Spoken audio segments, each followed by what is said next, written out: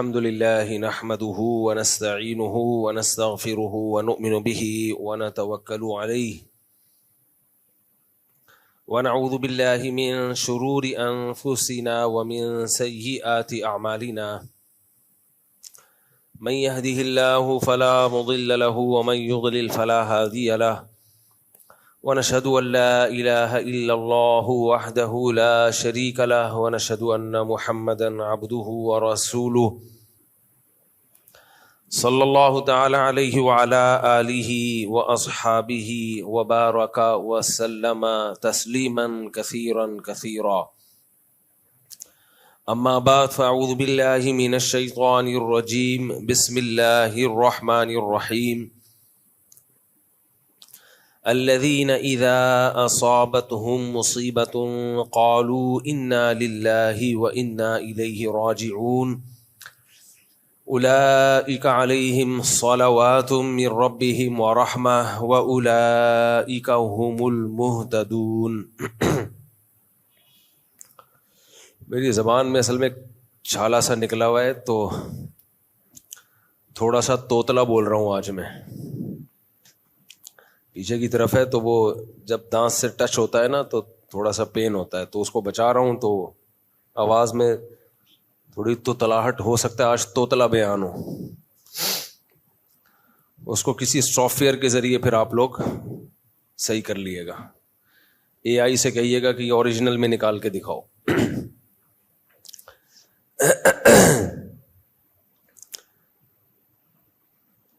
قرآن مجید کی جو آیات میں نے تلاوت کی ہیں،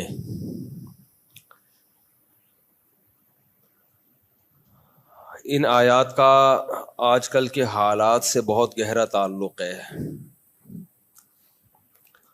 دیکھیں، بیان میں ایک تو وہ بیانات ہوتے ہیں جو ہم نے کتابوں میں علم حاصل کیا، وہ تو بہت کچھ ہے.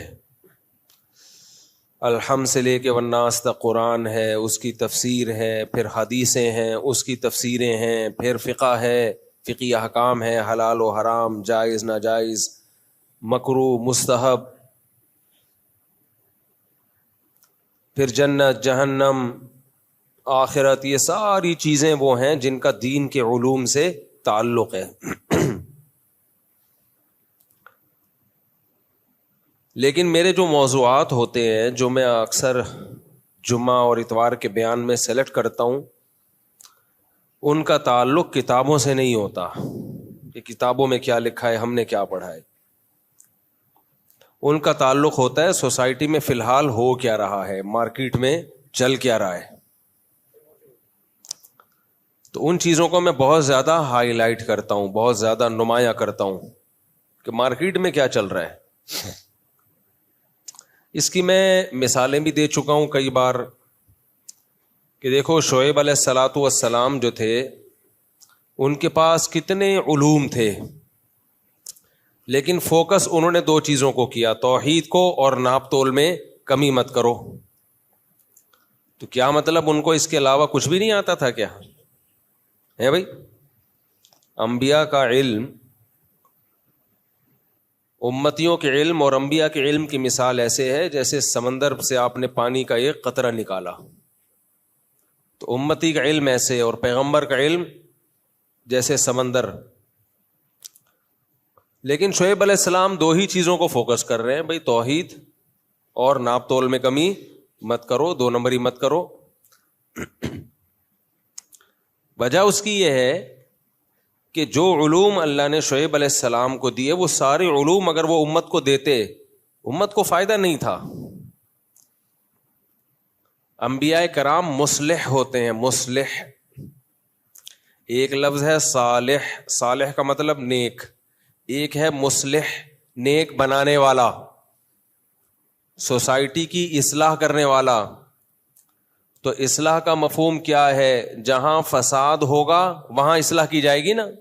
میں اکثر ایک مثال دیتا ہوں، آپ ڈاکٹر کے پاس گئے، ڈاکٹر نے پوری باڈی کا چیک اپ کیا. آج کل ڈاکٹر ایسے چیک اپ کرتے ہیں، آپ کا قد اتنے فٹ اتنے انچ ہے تو اس لحاظ سے آپ کا ویٹ نیٹ پہ ڈالا، ٹھک کر کے آ گیا، اتنا ہونا چاہیے ویٹ، ماس اتنا ہونا چاہیے، اور فیٹ اتنا ہونا چاہیے, پوری کیلکولیشن کی, کولیسٹرول اتنا ہونا چاہیے, سب سیٹ کر کے ہاں بھائی اوکے کی رپورٹ ہے. آپ نے کہا ڈاکٹر صاحب یہ ساری چیزیں فٹ فاٹ ہیں لیکن کڈنی میں مسئلہ ہے, پین ہے. چیک کیا بھائی گردے میں پتھری نکل آئی. اب ڈاکٹر کے پاس علم تو بہت کچھ ہے, آنکھوں کا بھی ہے, ناک کا بھی ہے, کان کا بھی ہے. اس نے کیا کیا, آپ کو آنکھوں کے بارے میں رپورٹ پیش کرنا شروع کر دی. آنکھ دیکھتی کیسے ہے, کان سنتے کیسے ہیں, زبان بولتی کیسے ہے, ہم جب چلتے ہیں تو کون کون سے جوائنٹس ہیں جو ہمارے استعمال ہوتے ہیں, لہذا ہمیں جوتا ایسا پہننا چاہیے. یعنی جو پرابلمز نہیں بھی ہیں آپ کو اس کے بارے میں بھی رپورٹ پیش کرنا شروع کر دی. کیا مثال دوں, اب میری طبیعت میں مزاح ہے, میں فطرت سے مجبور ہوں. ایسے جیسے آپ نے خواجہ سرا کے سامنے 4 شادیوں کے فضائل بیان کرنا شروع کر دی. نالج میں تو اضافہ ہوگا نا اس کے, لیکن اس کو کوئی فائدہ ہے؟ کیا خیال ہے بھائی؟ بھائی یہ نالج مردوں کو دی جائے گی نا, خواجہ سراؤں کے لیے یہ نالج, اس کا فائدہ نہیں ہے کوئی. حالانکہ نالج تو یہ بھی ہے بھائی کہ اسلام میں اتنی اجازت ہے اور یہ شرطیں اور یہ حقوق ہیں. وہ کہے گا بھائی صاحب میرے سامنے کچھ اور بات کرو. تو ہم کیا کرتے ہیں, بہت سے مذہبی اسکالر, سب نہیں, جو بات عوام کے فائدے کی نہیں ہے اپنی نالج ان کے سامنے ساتھ شیئر کرنا شروع کر دیتے ہیں. اس سے واہ واہ ہو جاتی ہے, بلے بلے ہو جاتی ہے, واہ یار بڑے پہنچے ہوئے ہیں, حضرت کے پاس تو بڑی نالج ہے. بھائی صاحب اس نالج کا پبلک کو فائدہ کیا ہو رہا ہے؟ ایک تو یہ کہ فائدہ نہ ہو, دوسرا یہ کہ الٹا نقصان ہو. بعض دفعہ ایسی نالج دی جاتی ہے جس سے نقصان ہونا شروع ہو جاتا ہے. تو اس لیے اپنا مصلح, اپنا مرشد, اپنا پیر, اپنا مینٹور اسی کو بنانا چاہیے جو آپ کی اصلاح کر رہا ہو. اسی ڈاکٹر سے علاج کرایا جائے گا جو اپنی معلومات شیئر نہ کر رہا ہو بلکہ آپ کے مرض کو فوکس کر رہا ہو.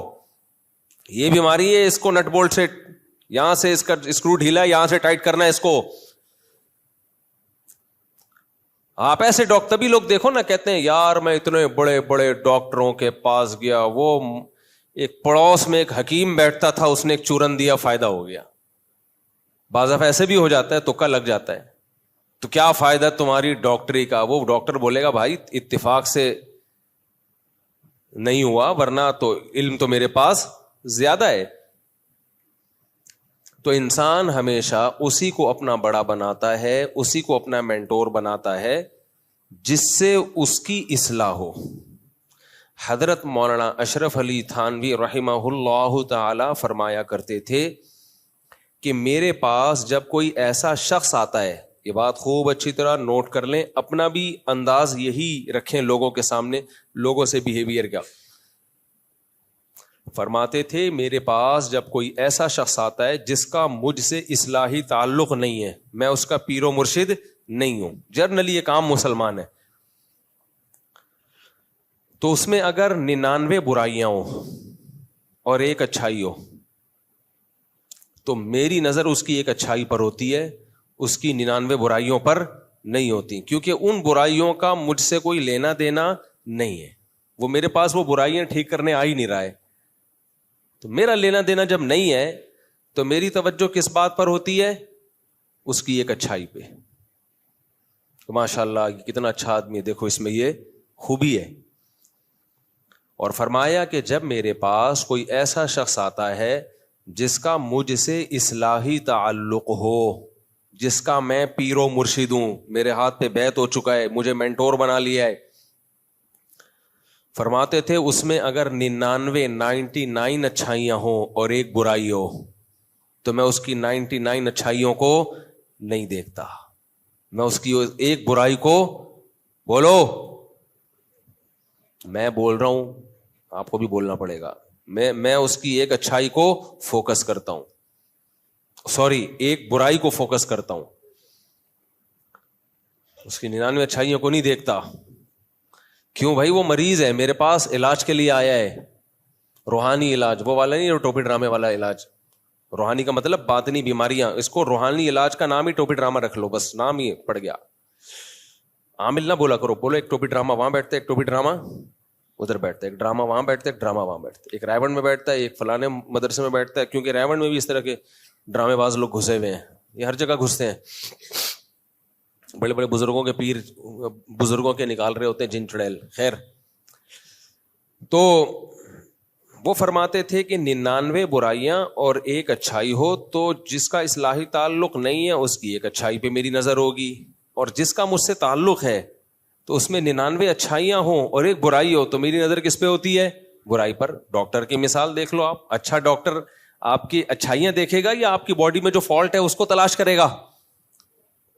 آپ گئے کھانستے ہوئے ڈاکٹر صاحب کے پاس, کھانستے ہوئے مسلسل, ناک بہ رہی ہے, نزلہ ہوا ہے آپ کو, ڈاکٹر دیکھ رہا ہے کہ یار بندے کا شوگر بھی ٹھیک ہے, بلڈ پریشر بھی ٹھیک ہے, گھٹنے چیک کر رہا ہے, آپ کے بال بالکل سیٹ کام کر رہی ہے, جوڑ ووڑ سب سیٹ, جوڑ توڑ سنگے مروڑ انڈی وال, وہ نا پشتوں میں بولتے ہیں, پشتوں میں جب کسی سے ملاقات کرو نا ایسے ہی ہوتا ہے نا, جوڑ توڑ سنگے مروڑ. ہمارے ایک دوست تھے, ان کو سمجھ میں نہیں آتا تھا یہ پشاور میں جاؤ تو یہ پوچھتے کیا ہیں, کوئٹہ میں نا, تو انہوں نے خود سے پشتو نکالی ہوئی تھی. جب وہ ملتے کسی سے, اردو اسپیکنگ تھے, ملتے جوڑ توڑ سنگے مروڑ آلو بخارے کشمش پکوڑے, پورا انہوں نے ایک نکالا ہوا تھا. جب کسی سے ملاقات کرتے, جوڑ توڑ سنگے مروڑو آلو بخارے کشمش پکوڑے, وہ خود انہوں نے. ہم نے کہا بھائی کیا کر رہا ہے تو, کسی کا میٹر گھوم گیا نا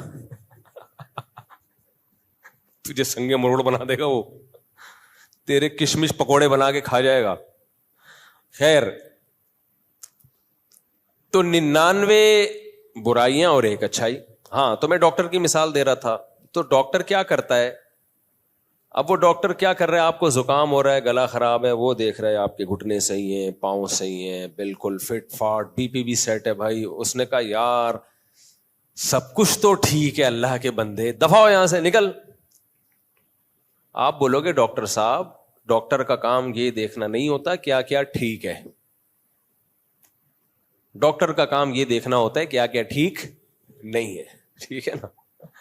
ہاں, جب نارملی کسی آدمی کے پاس جائیں تو اس کا کام پھر یہ دیکھنا ہوتا ہے کہ کیا کیا ٹھیک ہے. وہ اگر ایپ تلاش کرنے لگے گا, اب مثال کے طور پر آپ ویسے ہی آفس میں گئے, باس نے دیکھا آپ کو زکام ہے, اب وہ دیکھ رہے تجھے زکام ہے, تجھے میں جاب سے نکال رہا ہوں, تو بیمار ہے, ہم نے کمپنی میں صحت مند لوگوں کو رکھنا ہے, بیماروں کے لیے نہیں ہے. تو آپ کیا کہیں گے, ڈاکٹر صاحب زکام ہے, نارملی سب کو ہو جاتا ہے. باس سے کہیں گے, باس, ڈاکٹر نہیں یعنی باس, زکام سب کو ہو جاتا ہے, بی پی میرا سیٹ ہے. فوج کی مثال دیتا ہوں, اس میں فزیکل فٹنس کو بڑی ویلیو دی جاتی ہے. تو آپ فوجی تھے, آپ کے آفیسر نے کک آؤٹ کر دیا, آپ کو زکام ہے. وہاں آپ کیا کہیں گے, بھائی بلڈ پریشر ٹھیک ہے, ہڈیاں صحیح ہیں, شوگر نہیں ہے, سب کچھ فٹ فاٹ ہے. یار ایک چھوٹی سی چھینک آ گئی تو یہ تو نارمل سب کو آ جاتی ہے بھائی, اینٹی الرجی کھاؤں گا 2-4 دن میں سیٹ ہو جاؤں گا. وہ کہہ رہے نہیں, آفیسر کا کام ہے یہ دیکھنا جو ذرا سا بھی پرفیکٹ نہ ہو اس کو کک آؤٹ کرنا. تو اس کا مطلب پھر فوج میں کوئی بھی بچے گا نہیں. ایسا ہی ہوگا نا, ایسے بندے کہاں سے لاؤ گے بھائی جس کو کبھی بھی کچھ ہو ہی نہیں. تو ہر ایک کی فیلڈ الگ ہوتی ہے. یہ بہت اہم اصول ہے, شریعت نے ہمیں یہ اصول بتایا کہ صرف مصلح کا کام ہوتا ہے, مصلح کا کام, کہ وہ آپ کے عیبوں پہ نظر رکھے. اس کے علاوہ کسی کا کام نہیں ہے کہ آپ کے عیبوں پہ نظر رکھے. شریعت نے حکم دیا ہے, 3 طرح کے لوگ ہوتے ہیں. ایک تو مصلح جو اصلاح کرتا ہے, اس کا کام ہے کہ آپ کے برائیوں کو زیادہ فوکس کرے. دوسرا وہ لوگ ہوتے ہیں جن سے آپ کا کوئی لینا دینا نہیں ہے, معاملات نہیں ہے. ان کو چاہیے کہ آپ کی خوبیوں پہ نظر رکھیں, خامیوں سے نظر انداز کریں. 199 خامیاں ایک خوبی, تو فوکس کس کو کرنا ہے, خوبی کو. اور کچھ لوگ ہوتے ہیں جن کا آپ سے لین دین ہوتا ہے, معاملات ہوتے ہیں, تو وہ صرف اس خامی کو فوکس کریں جس کا آپ کے معاملات سے تعلق ہے. 3 طرح کے لوگ سمجھ میں آ گئے. مثال کے طور پر آپ کا پیسوں کا لین دین ہے کسی سے, آپ نے بزنس کرنا ہے, کسی کو پیسے دینے, انویسٹ کرنا ہے, 1 کروڑ روپے آپ نے لگانا ہے, اور آپ کا معاہدہ ہوا کہ میں 1 کروڑ تجھے دوں گا, تو جاب کرے گا, اس سے بزنس کرے گا, جو پروفٹ ہوگا آدھا تیرا آدھا میرا, محنت تو کرے گا, پیسہ کون لگائے گا, میں. اب آپ نے ہمارا بیان سنا تھا کہ کسی میں 99 خامیاں ہوں تو 99 خامیوں کو مت دیکھو, اس کی ایک خوبی کو دیکھو.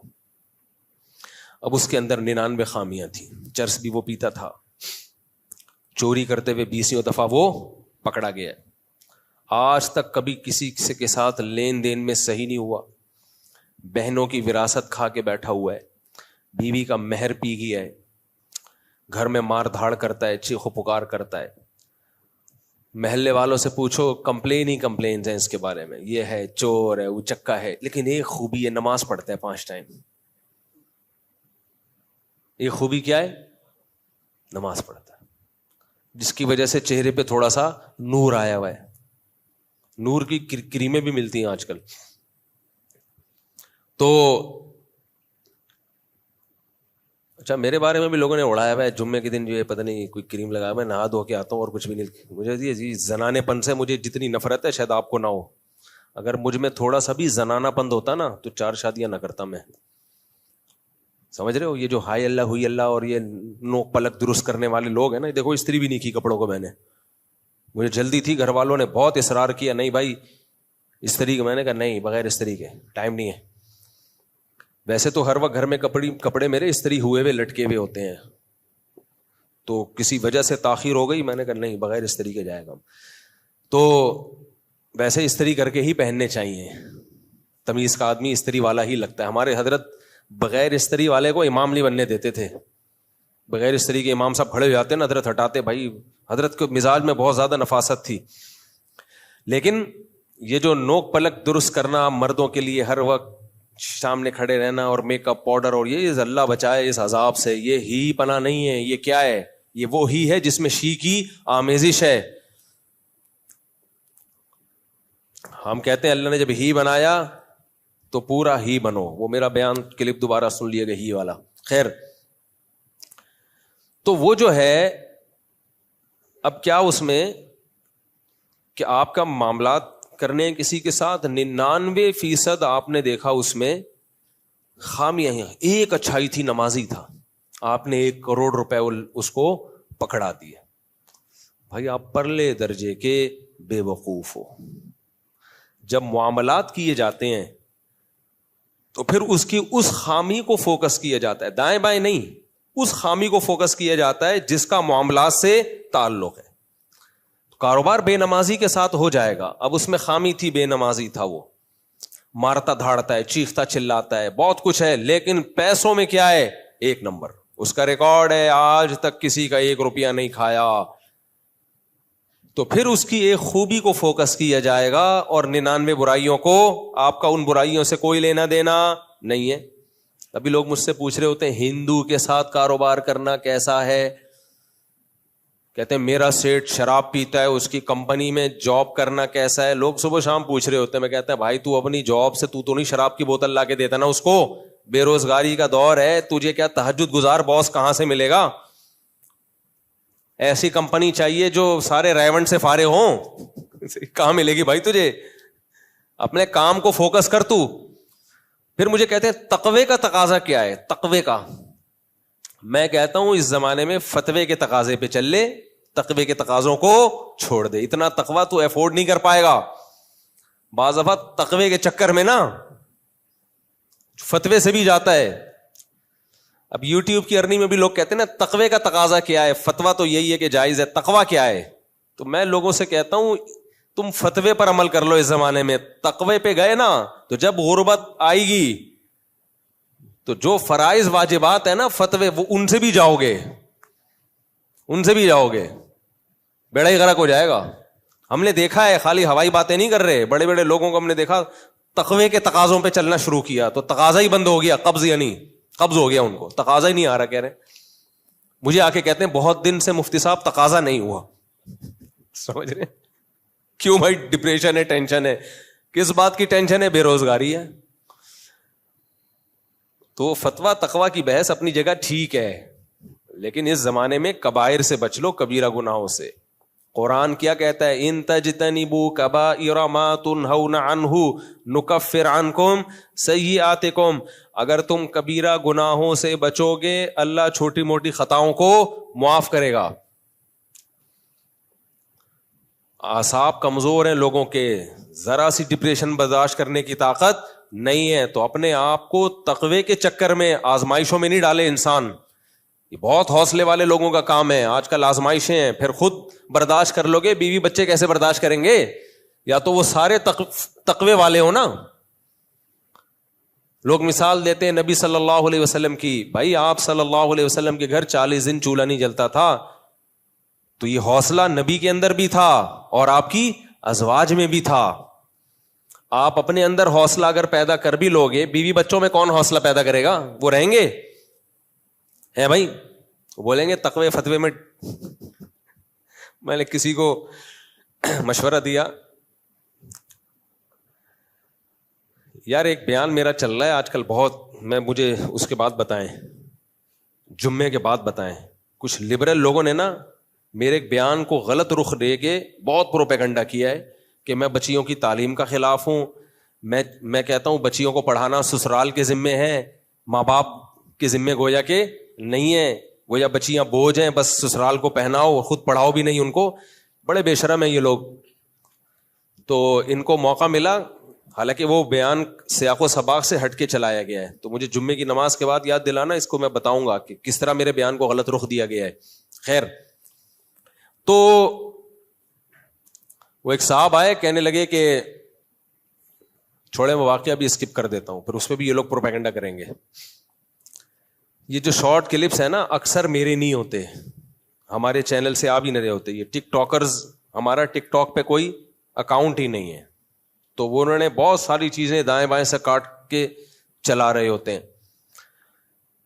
اور ٹک ٹاک ہمیشہ فضول باتوں سے زیادہ چلتا ہے، کام کی باتوں پہ ویورز نہیں آتے. ہماری قوم یہ کہتی ہے جو چٹکلے ہیں وہ ہم سنیں گے، جو کام کی باتیں وہ نہیں سنیں گے. اس لیے میرے بیان پورے جو گھنٹے 1.5 گھنٹے کے ہوتے ہیں نا، وہ سنا کریں بیٹھ کے، اس سے فائدہ ہوگا انشاءاللہ. خیر، تو اب لوگ مجھ سے پوچھ رہے ہوتے ہیں ہمارا باس یہ کرتا ہے، فلانا یہ کرتا ہے، رشوت لیتا ہے. تو میں جواب میں یہ کہتا ہوں بھائی وہ جو کرتا ہے وہ اس کا ہیڈ ایک ہے، تم اپنے کام کو فوکس کرو، تمہارے ذمہ کوئی ناجائز کام نہیں لگایا.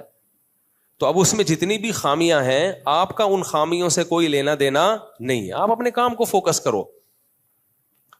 میں جب امریکہ میں تھا، لاس اینجلس اور سین فرانسسکو، آپ کو بتائیے دو بہت ہی ترقی یافتہ شہر ہیں امریکہ کے.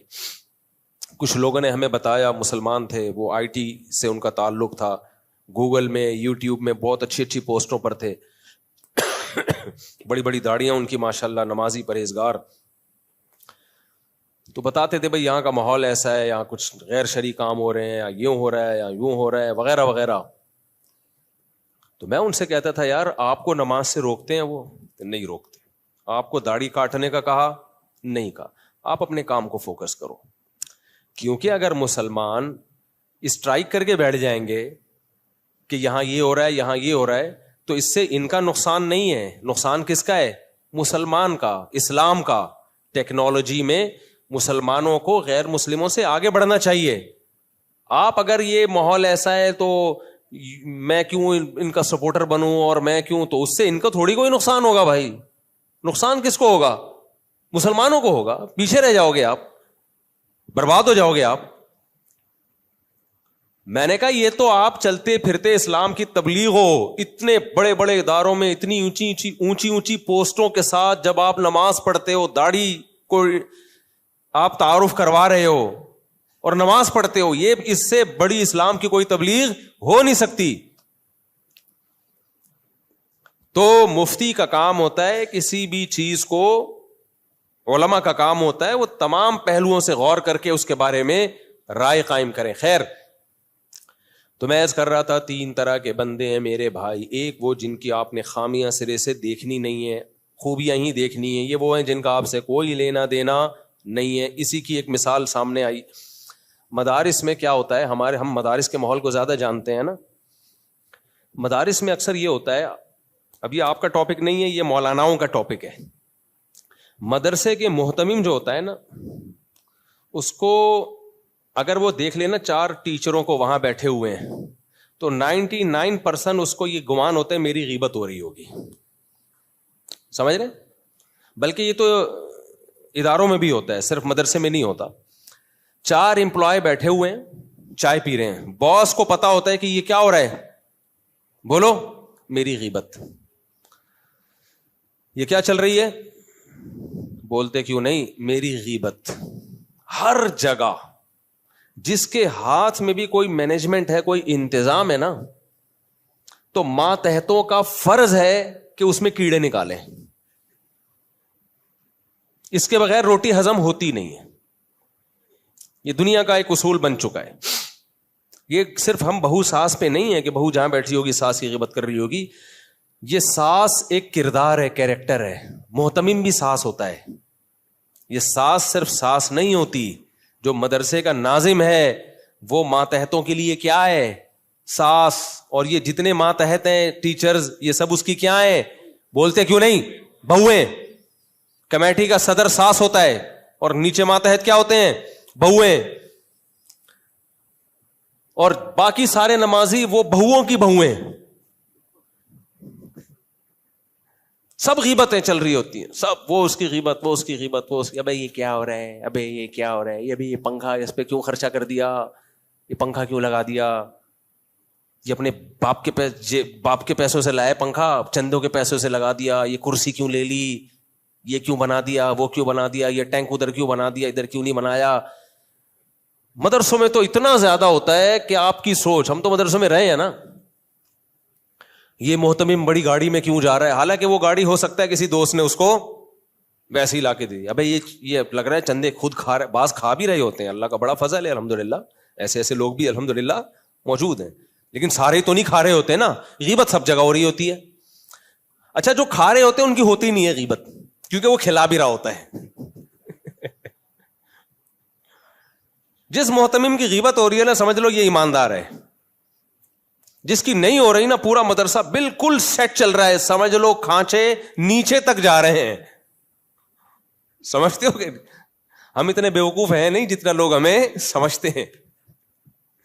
ہمیں سب پتا ہے ہو کیا رہا ہے مارکیٹ میں, دفتروں میں, یہ اسکولوں میں. جتنے ٹیچر ہیں اسکولوں میں کہیں جمع ہوں, چائے پی رہے ہوں, تو سمجھ لو کہ ہیڈ ماسٹر کی غیبتیں چل رہی ہیں. کالج میں جہاں بھی سارے جو بھی فیکلٹی ممبرز ہیں جمع ہوتے ہیں نا, تو سمجھ لو کہ پرنسپل کی, بولو, غیبت چل رہی ہے. اور وہ غیبت کیا ہوتی ہے وہ بھی میں آپ کو اسٹائل, جو جس اسٹائل میں چلتی ہے وہ اسٹائل میں بتا دیتا ہوں, تاکہ آپ کو یقین آ جائے کہ میں جھوٹ نہیں بول رہا, میں بالکل سچ بول رہا ہوں. وہ یہ چل رہی ہوتی ہے دفتروں میں, ابے اس کو دیکھو 2 ہفتے پہلے آیا ہے, اس کی تنخواہ ہم سے زیادہ, ہم یہاں 20 سال سے رگڑے لگا رہے ہیں. اور بھی ایسے ایسے الفاظ استعمال ہوتے ہیں جو کبھی چھاؤں میں آئیں تو میں آپ کو بتاؤں گا, وہ مسجد میں استعمال کرنے کے نہیں. یہ 20 سال, ہم 2 ہفتے پہلے آیا ہے, اس کو دیکھو اٹھائی گیری زیادہ کر رہے ہیں نا. اس کو تنخواہ زیادہ مل رہی ہے. ویٹ لفٹنگ کی قیمت ہے یہاں پہ, ویٹ لفٹنگ کی. پہلے جم میں ہوتی تھی, آج کل دفتروں میں ہوتی ہے. یہ سب تبصرے چل رہے ہوتے. محتمم یہ کر رہا ہے, محتمم وہ کر رہا ہے, محتمم کے پاس گاڑی کہاں سے آئی, یہ کیوں بنا دی عمارت اس نے, وہ فلانے کو تنخواہ زیادہ کیوں دے دی, فلانے کو تنخواہ زیادہ کیوں دے دی. ہمارے شیخ حضرت مفتی رشید احمد صاحب رحمہ اللہ تعالی فرمایا کرتے تھے, حالانکہ حضرت نہی عن المنکر پہ بہت حریص تھے. جنہوں نے مفتی رشید احمد صاحب کو دیکھا ہے وہ جانتے ہیں کہ برائی دیکھ کے مفتی رشید احمد صاحب کبھی خاموش نہیں رہتے تھے. تبھی میں ان کی مثال دے رہا ہوں کہ ان کی بات کو آپ زیادہ ویلیو دو. ان کا تقویٰ پرہیزگاری مشہور تھی. وہ فرمایا کرتے تھے کہ کسی بھی ادارے میں جب آپ ہو, چاہے وہ مدرسہ ہو, چاہے وہ کمپنی ہو, چاہے وہ اسکول ہو, چاہے وہ کالج ہو, چاہے وہ مسجد ہو, کوئی بھی جب اجتماعی ادارہ ہوگا اس میں سب سے پہلے اپنی پوزیشن دیکھو کہ میری پوزیشن کیا ہے, میرا کام کیا ہے, اور اس ادارے کو ٹھیک کرنے کبھی مت چلو. نہیں آ رہی بات سمجھ میں؟ اس فکر میں مت پڑو کہ یہ ادارہ کیا ہو جائے ٹھیک، سے ادارہ ٹھیک نہیں ہوگا، کیونکہ جہاں کوئی اجتماعی نظم ہوتا ہے نا، کچھ نہ کچھ خرابیاں 100% ہوتی ہیں. یہ ہو نہیں سکتا ایک گھر نا جس میں صرف میاں بیوی اور ایک بچے ہوں، وہ پورا ٹھیک نہیں ہوتا. کچھ نہ کچھ برداشت کرنا پڑتا ہے. شوہر کچھ بیوی کی آڑی ترچھی باتیں برداشت کر رہا ہوتا ہے. تبھی تو ہم کہتے ہیں نا سسرال کی مداخلت جہاں بھی ہوگی گھر تباہ ہوگا. وجہ کیا ہے کہ میاں کی کچھ مجبوریاں بیوی کے ساتھ وابستہ ہوتی ہیں، وہ اس کے آڑے ترچھے ہونے کو برداشت کرتا ہے، اس کو پتا ہے یہ خامی ہے، لیکن میں چھوڑ دوں گا تو میرا یہ نقصان ہے. عورت کی بھی کچھ مجبوریاں ہوتی ہیں شوہر کے ساتھ، اسے پتا ہوتا ہے میرے شوہر میں خرابیاں ہیں، لیکن میں اس سے جان چھڑا لوں گی تو مجھے جو فائدے حاصل ہو رہے ہیں وہ حاصل نہیں ہوں گے، لہذا وہ دونوں کمپرومائز کر رہے ہوتے ہیں. جب بھی کوئی تیسرا کباب میں ہڈی بنتا ہے، چاہے وہ شوہر کی ماں ہو، شوہر کا باپ ہو، شوہر بیوی کی ماں ہو، بیوی کا باپ، اس کے بھائی، اس کی بہنیں، تو وہ خامیاں دیکھ رہے ہوتے ہیں، کیونکہ ان کی کوئی ضرورت دونوں سے وابستہ نہیں ہوتی. ان کو کوئی نقصان نہیں ہوتا کہ یہ دونوں میں علیحدگی ہو جائے، ان کا کوئی کچھ نہیں جا رہا ان کا. لہذا ہمیشہ کباب میں ہڈی کون بنتا ہے؟ طلاق دلوانے میں زیادہ کردار کس کا ہوتا ہے؟ رشتہ داروں کا. تبھی میں جو میاں بیوی ہوتے ہیں ان کو بولتا ہوں ڈالو ہی نہیں بیچ میں رشتہ داروں. سمجھتے ہو کہ نہیں سمجھتے؟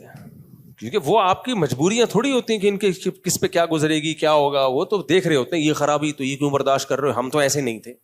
اب ساسیں اکثر کہہ رہی ہوتی ہیں ہم نے تو تمہارے ابا کی ایسی خدمت کی ہے،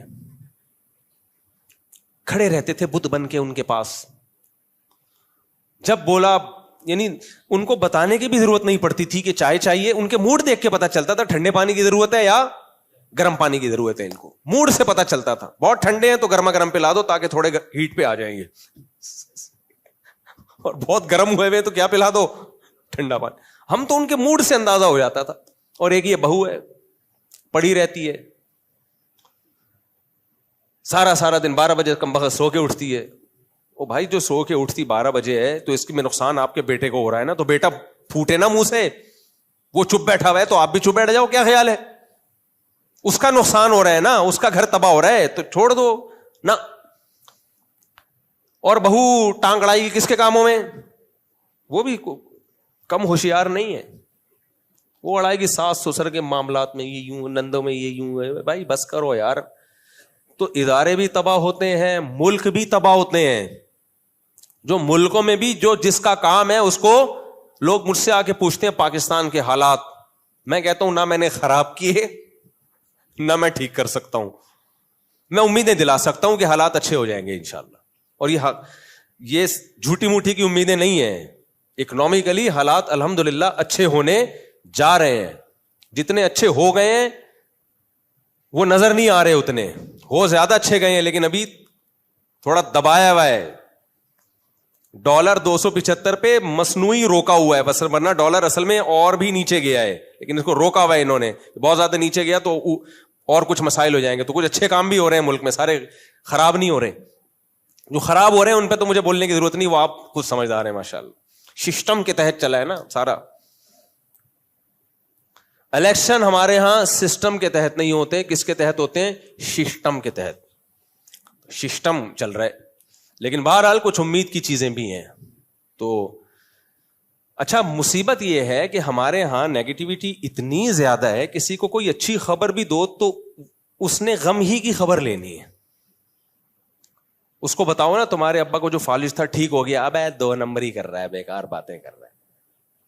یہ ہمارا دماغ بن چکا ہے. ابے تجھے جو شوگر تھی نا اتفاق سے اب رپورٹیں کلیئر، اب سب ڈرامے باز. تو یار جب تمہارا دماغ ہی خراب ہے، تمہیں اچھی خبر سننی نہیں ہے. اب میں نے بولا نا ایک صاحب کو، میں نے کہا ڈالر دیکھو 275 پہ 75-76 پہ رک گیا ہے، ورنہ کتنی اسپیڈ سے اوپر جا رہا تھا. اب یہ ڈرامے بازی ہمیں بیوقوف بنانے. میں نے کہا پھر ٹینشن میں رہے، تو برین ہیمریج سے مر جا، میری صحت پہ کوئی اثر نہیں پڑتا. تیرے کو اچھی خبر سنا رہا ہوں یار، تھوڑا خوش ہو جائے یار. گورنمنٹ کی طرف سے کوئی پابندی ہے خوش ہونے پر؟ نہیں. اب یہ میں نے کہا میرا کیا فائدہ ڈالر کے اوپر نیچے، میں کوئی گورنمنٹ کا نمائندہ ہوں؟ مجھے کیا مل رہا ہے؟ خوش ہو رہا ہوں میں، تجھے بھی خوش کر رہا ہوں، کیونکہ مجھے کچھ آتھینٹک ذرائع سے خبر ملی ہے، اخباروں کی، یوٹیوب کی خبریں نہیں ہے. لیکن وہی اب ہے یہ صاحب قوم کو بیوقوف بنانے کے لیے. میں نے کہا ٹھیک ہے پھر صحیح ہے, بیوقوف بنانے کے لیے نا تو ڈالر خرید لے, پھر رکھ لے اپنے پاس, اور 1 مہینے بعد جب اوریجنل قیمت آئے گی نا 300 پہ ہو جائے گا, بیچ دینا. کرتے یہ نہیں ہے, یہ بالکل ایسا ہی ہے جیسے ہلال کمیٹی والوں کے بارے میں ایک صاحب نے ابے 1 دن کا روزہ کھا گئے یار. میں نے کہا تو رکھ لینا پھر, کھا گئے تو. ایک دفعہ رمضان کا شعبان نا 30 کا ہو گیا, کہنے لگا ابے کھا گئے 1 دن کا روزہ. میں نے کہا تو کل رکھ لے بھائی. رکھتے بھی نہیں ہیں, کھا گئے تو رکھو نا یار. تو کچھ عادت ایسی پڑ گئی ہے منفی, اور اس میں بھی میں سمجھتا ہوں ہمارے حکمرانوں ہی کا کردار ہے, وہی ذمہ دار ہے. انہوں نے کیا کچھ ایسا ہے کہ اب لوگ اچھی خبر سننے کی, لوگ کہتے ہیں کہ یہ ڈرامہ ہو رہا ہے ہمارے ساتھ, کچھ نیگیٹیوٹی کو بہت ضرورت سے زیادہ پھیل گئی ہے. تو خیر, تو کیا کہہ رہا تھا یار میں, دائیں بائیں بیان تو دائیں میں بہت گھوم رہا ہوں میں. بات کیا چل رہی تھی؟ ہاں میں یہ عرض کر رہا تھا, دیکھو ہمارے حضرت مفتی رشید احمد صاحب بتایا کرتے تھے یہ ڈالر کی خبر سچی ہے, یہ جھوٹی نہیں ہے. ٹھیک, ہاں اگر گورنمنٹ کچھ اور ہی کچھ کلابازیاں ہو جائیں, کچھ اور ہی سسٹم آ جائے تو پھر ایک الگ بات ہے, کیونکہ بعض دفعہ ایک دم سیٹنگ پہ جاتے جاتے کچھ ہو جاتا ہے. لیکن ابھی تک کے حالات یہ ہیں کہ اکنامکلی پاکستان الحمدللہ گرو کر رہا ہے, وہ اچھی خبریں آ رہی ہیں. اور یہ گورنمنٹ کی خبریں صرف نہیں ہیں, یہ جو تاجر جو جن کی پوری ملک کی اکنامی پہ جن کی جو لگام ہے نا جن کے ہاتھ میں, یہ ان کی, ہمارا اٹھنا بیٹھنا ہر ایک کے ساتھ ہوتا ہے, رکشے والوں کے ساتھ بھی ہوتا ہے, ٹماٹر والوں کے ساتھ بھی ہوتا ہے, بیچارے جو لوگ جوتے سیتے ہیں ان کے ساتھ بھی ہوتا ہے, اور بڑے بڑے ارب پتی تاجروں کے ساتھ بھی ہوتا ہے. تو صرف ایسا نہیں ہے کہ ہم درس قرآن ہی دیتے ہیں اور انڈا موڑ پہ ہی رہتے ہیں اور 4 شادیاں ہی کرتے ہیں, اس کے علاوہ ہمارا کوئی کام نہیں ہے. کبھی خوشبو لگا کے آپ اکیلے میں ملیں تو اس کے علاوہ بھی الحمدللہ بہت سارے کام ہیں, لیکن اس کے لیے ضروری ہے کہ خوشبو لگا کے آئیں آپ, اور یہ بھی ضروری ہے کہ وہ خوشبو مجھے پسند بھی ہو, تاکہ میں اپنی مرضی سے آنے دوں نا اندر. آپ بولو گے آپ نے کہا تھا خوشبو لگا کے آؤ, ہم آ گئے, تو میں بھگاؤں گا کیسے پھر؟ تو میں بولوں گا یہ والی خوشبو نہیں کہا تھا میں نے. اچھا خیر, تو ادارے کو اگر آپ ٹھیک کرنے جائیں گے نا کبھی بھی ٹھیک نہیں ہوگا. مفتی رشید احمد صاحب رحمہ اللہ تعالیٰ کہا کرتے تھے کہ کبھی بھی کسی ادارے کو ٹھیک کرنے کی فکر نہ کرو, چاہے وہ کنٹری ہو, پورا ٹھیک نہیں ہوگا. یورپ امریکہ پورے ٹھیک تھوڑی ہیں, بہت ساری گڑبڑیں وہاں بھی چل رہی ہیں. کوئی بھی اجتماعی نظام جہاں بھی ہوگا اس میں لازماً کچھ خامیاں ہوں گی, انہی خامیوں کے ساتھ اس سسٹم کو چلایا جائے گا, انہی خامیوں کے ساتھ. ہاں خامیاں زیادہ ہو جائیں اور خیر کم ہو جائے, یا وہ اپنے مقصد سے ہی ہٹ جائیں, پھر اس کو چھوڑ دو, پھر وہاں رہنا ہی جائز نہیں ہے. اب تبلیغی جماعت کا مقصد ہے دین کو دنیا میں پھیلانا. اب کچھ لوگ کہتے ہیں تبلیغ میں یہ فلانا ایسا ہو رہا ہے, یہ ڈمکانا ایسا ہو رہا ہے. بھائی ہو بھی رہا ہے, اجتماعی نظام ہے, کچھ خامیاں بھی ہو سکتی ہیں, لیکن جو ویژن ہے, جو مقصد ہے, اس کو تو فوکس کیا ہوا ہے نا, دین ہی پھیلا رہے ہیں نا, کوئی عیسائیت کی تبلیغ تو نہیں کر رہے. لیکن اگر کوئی ادارہ مقصد سے ہی ہٹ جائے, وہ دین کے علاوہ کچھ اور کسی کا ایجنٹ بن جائیں, کچھ اور ہی شروع کر دیں, بھائی پھر فوراً چھوڑ دو اس کو. تو میں یہ کر رہا تھا ہر جگہ ایسا ہوتا ہے, ہر جگہ اداروں میں. محتمم کو نظر آئے گا 4 آدمی بیٹھے ہوئے, اس کو پتا ہے کس کی غیبت چل رہی ہے, محتمم کی. ناظم کی غیبت چل رہی ہے, یہ ایسے, یہ یوں, یہ فلانا, یہ ڈمکانا. اچھا ہم لوگ حکمرانوں کی اس وقت تک تعریف کرتے ہیں جب تک وہ حاکم بنتے نہیں ہیں. جیسے ہی بن جاتے ہیں اسی دن سے برائیاں شروع. لاتے بھی ہم خود ہیں, کام بھی نہیں کرنے دیتے پھر ہم. تو اس میں کچھ برائیاں صحیح ہوتی ہیں, لیکن بہت ساری برائیاں غلط بھی ہوتی ہیں. جو غلط انفارمیشن کی بیس پہ ہم کر رہے ہوتے ہیں وہ ٹھیک نہیں ہوتی. ہماری عادت ہے جب کسی سے دشمنی کرنی ہے تو اس کی ہر اچھی چیز کو بھی برا کرنا ہے, جب کسی سے دوستی کرنی ہے تو ہر بری چیز پہ بھی پردے ڈالنے ہیں. بھائی یہ نہ بناؤ. بار بار میں کہتا ہوں کسی سیاسی تنظیم سے جڑو, یہ آپ کا سیاسی حق ہے, لیکن اپنے سیاسی لیڈر کو امام مہدی مت بناؤ, پیغمبر کا درجہ مت دو. اس سے ڈپریشن نہیں ہوگی کبھی, ورنہ پتہ ہے کیا ہوگا, آپ نے اس کو باپ بنا لیا نا, اگر کوئی اس کے خلاف بولے گا آپ ڈپریشن میں جاؤ گے, پاگل ہو جاؤ گے, کانپو گے. حالانکہ این ممکن ہے وہ صحیح بول رہا ہو, این ممکن ہے وہ صحیح بول رہا ہو, اور جو مخالف کی تعریف کرے گا آپ ڈپریشن میں جاؤ گے. حالانکہ این ممکن ہے آپ کا مخالف غلط ہو لیکن یہ والی بات اس میں واقعی اچھی ہو, تو اتنا ایکسٹریم پہ جاتے کیوں ہے یار؟ ہم پاگل ہیں, ہم نے دماغ اپنا فضول کھپانا ہے کیا؟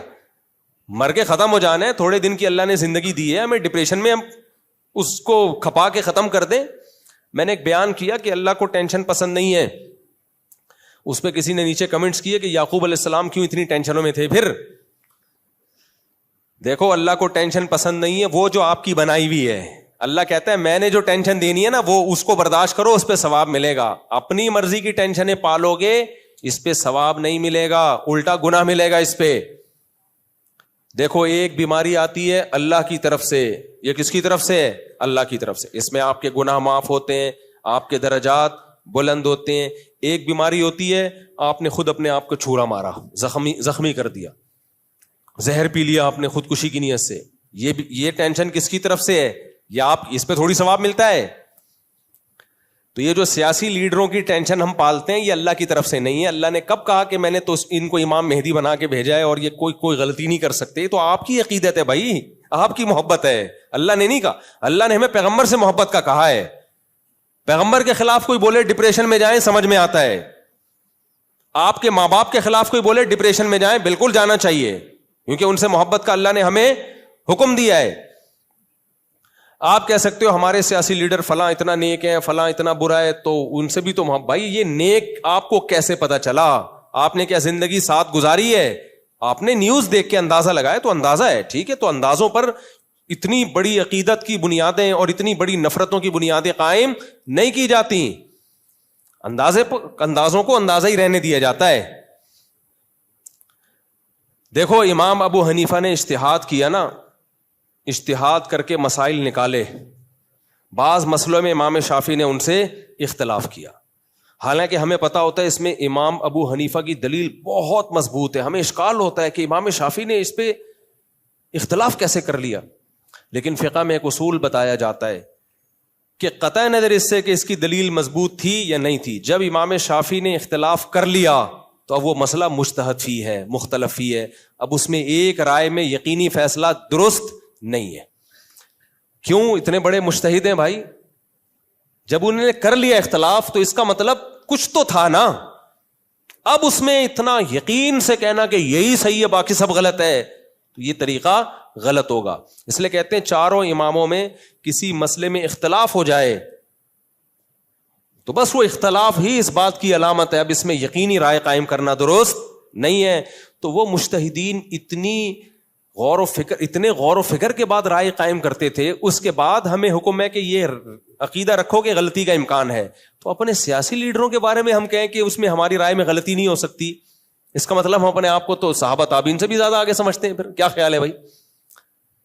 ہم نے یہ سمجھ لیا کہ ہم تو بہت بڑے فنٹر ہیں, تو اتنا بڑا فنٹر بنتے کیوں؟ تو خیر میں جلدی بات کو سمیٹ کے ختم کرتا ہوں. میں یہ عرض کر رہا تھا کہ 3 قسم کے لوگ ہیں. یہاں سے بات شروع ہوئی تھی نا ہماری. ایک وہ جن کا آپ سے کوئی لینا دینا نہیں ہے, نئے نئے لوگ بھی آتے ہیں نا تاکہ ان کو بیان سے لنک ہو جائے نا ان کا, جن سے آپ کا کوئی لینا دینا نہیں ہے. تو ان میں 99 خامیاں ہیں, خوبی ہے, تو نظر کس پہ رکھنی ہے بھائی؟ حتیٰ کہ غیر مسلم میں مل رہا ہو تو اس کی یہ خوبی بھی نظر رکھو کہ آپ سے اچھے طریقے سے مل رہا ہے. اب ہم سے غیر مسلم جب ملتے ہیں تو ہم تھوڑی کہ ابے تو بتوں کی عبادت کرتا ہے, ابے تو یہ کرتا ہے. میں تو صرف یہ پازیٹیو چیز دیکھتا ہوں, یار یہ ہم سے مل رہا ہے, ایک مسلم اسکالر سے مل رہا ہے, یہ بھی خوبی ہے. شاید اسی کی برکت سے اللہ اس کو اسلام کی توفیق دے دے. اب ہم تو سب لوگ ہی جاننے لگے ہیں نا, تو جہازوں میں بہت دفعہ ہوتا ہے ایئر ہوسٹس سیلفی لے رہی ہوتی ہے. ابھی میں جا رہا تھا, میرے ساتھ ایک پائلٹ بیٹھے ہوئے تھے, ماشاء اللہ اتنی بڑی داڑھی ان کی. میں نے کہا پائلٹوں کی بھی داڑھی ہوتی ہے؟ انہوں نے کہا پائلٹ ایئر فورس میں آپ آؤ, آپ کو اتنے داڑھی والے پائلٹ ملیں گے. میں نے کہا کمال ہے یار. تو میں جا رہا تھا تو انہوں نے جب وہ ایئر ہوسٹس سے السلام علیکم 2-4 دفعہ اس نے کیا نا, تو انہوں نے کہا یار آپ کو کچھ عجیب سا محسوس نہیں ہوتا یہ جب اتنی سلام دعا ہو رہی ہے؟ میں نے کہا ہمارے محسوس ہونے کی حس ختم ہو گئی ہے. یہ ان کو ہوتا ہے جن کو پہلی دفعہ کوئی سلام کر رہا ہو. میں نے کہا میں اس کو یہ پازیٹیو لے کے جاتا ہوں کہ یہ بالکل لبرل قسم کی عورتیں ہوتی ہیں اچھا بعض تو بتا رہی ہوتی ہیں کہ ہم کسی ایکٹر کے ساتھ بھی ہم نے کبھی سیلفی نہیں لی ہے. سیلفی لی ہے تو مولانا طارق جمیل صاحب کے ساتھ یا کوئی داڑھی والے مولانا آ گئے. تو اب بھائی اس کی 99 خامیوں کو میں نے کیا کرنا ہے کہ اس کی ڈریسنگ کیسی ہے, وہ سرو کر رہی ہے کیا. یہاں شریعت ہمیں کیا کہتی ہے, اس کی اس ایک خوبی کو دیکھو, ایک خوبی. یہ بھی تو خوبی ہے نا. سو کیا مل رہا ہے بھائی کسی مولانا کو سلام کر کے. اب نیگیٹو لے جانا چاہیں تو میں یوں کہہ سکتا ہوں نامحرم کو سلام کر کے اس کے جرائم میں اور زیادہ اضافہ ہو گیا ہے. بھائی اس کے لیے نامحرم کو سلام کرنا ہی اس کی جاب ہے, صحیح ہے. تو ایک مولانا کو جب اس نے سلام کر لیا تو اس کو نامحرم کو سلام نہیں کہا جائے گا, اس کو کہا جائے گا تھوڑی سی ایمان کی رمق الحمدللہ باقی ہے. لوگ مولاناؤں سے ڈرتے ہیں. میرے ساتھ ایئرپورٹ پہ ایسا ہوتا ہے, کوئی خاتون آ رہی ہے مسئلہ پوچھتے ہوئے ڈر رہی ہیں کہ سینگ نہ مار دیں مولانا صاحب. میں خوف ختم کرتا ہوں, بھائی بیٹھیں جو پوچھنا ہے آپ پوچھیں. تو بعض لوگوں کا, سب کا نہیں, اکثر مولانا الحمدللہ سر پہ سینگ نہیں ہوتے, تمیز سے بات کرتے ہیں, اخلاق سے بات کرتے ہیں. لیکن بعض مولانا ایسا وہ بنا کے پیش کرتے ہیں کہ وہ اگلا پھر دین سے دور ہو جائے نا. نبی صلی اللہ علیہ وسلم کی خدمت میں جو کعب ابن زہیر آئے تھے, میں نے پورا اتوار کو بیان میں واقعہ سنایا تھا. ان کے تو قتل کا آرڈر تھا, لیکن جب آ کے بیٹھے تو بیٹھنے دیا گیا ہے ان کو. خیر, تو جس سے آپ کا کوئی لینا دینا نہیں ہے, آپ نے اس کی ایک خوبی پہ نظر رکھنی. جس سے آپ کا اصلاحی تعلق ہے, آپ اس کے پیر و مرشد ہیں, تو اس کی 99 خامیوں کو چھوڑ کر, 99 خوبیوں کو چھوڑ کر ایک برائی پہ نظر رکھنی ہے. جیسے کہ مولانا شریف تھانوی نے فرمایا, اس کے اندر یہ مسئلہ ہے اس کے ساتھ. اور تیسرا وہ جس سے آپ کا معاملات ہیں. اب معاملات جس کے ساتھ ہیں تو اس کی صرف اس برائی کو فوکس کرنا ہے جس کا آپ سے تعلق. یہ ٹاپک اہم ہے بہت زیادہ. اب اس میں مسجدوں کی انتظامیہ بھی آ گئی, دفتروں میں آپ کے باس بھی آ گیا. بھائی وہ نیا امپلائی آیا ہے, اس کی تنخواہ ڈبل ہے, 10 گنا ہے, 20 گنا ہے, تمہارا کیا لینا دینا؟ تم سے جو ایگریمنٹ ہوا تھا وہ اس کا پابند ہے یا نہیں ہے؟ سمجھتے ہو کہ نہیں سمجھتے؟ تم سے جو ہے, آج میں نے ایک تحریر پڑھی حضرت مفتی نظام الدین شامزئی صاحب رحمہ اللہ تعالی سے متعلق. حضرت مفتی نظام الدین شہید رحمۃ اللہ علیہ بہت بڑے مفتی تھے, بہت بڑے عالم تھے, تبھی تو شہید ہو گئے. اتنے بڑے علماء کو کون چھوڑتا ہے. ان کے معمولات پڑھے آج میں نے, اس میں یہ تھا کہ ان کی عادت تھی جس مدرسے میں جایا کرتے تو محتمم کا جو کمرہ ہوتا ہے نا, جو مدرسے کے ناظم, ہمیشہ سر جھکا کے تیزی سے اس کے کمرے کے قریب سے گزرا کرتے تھے کہ ہمارا کوئی لینا دینا آپ سے بولو نہیں.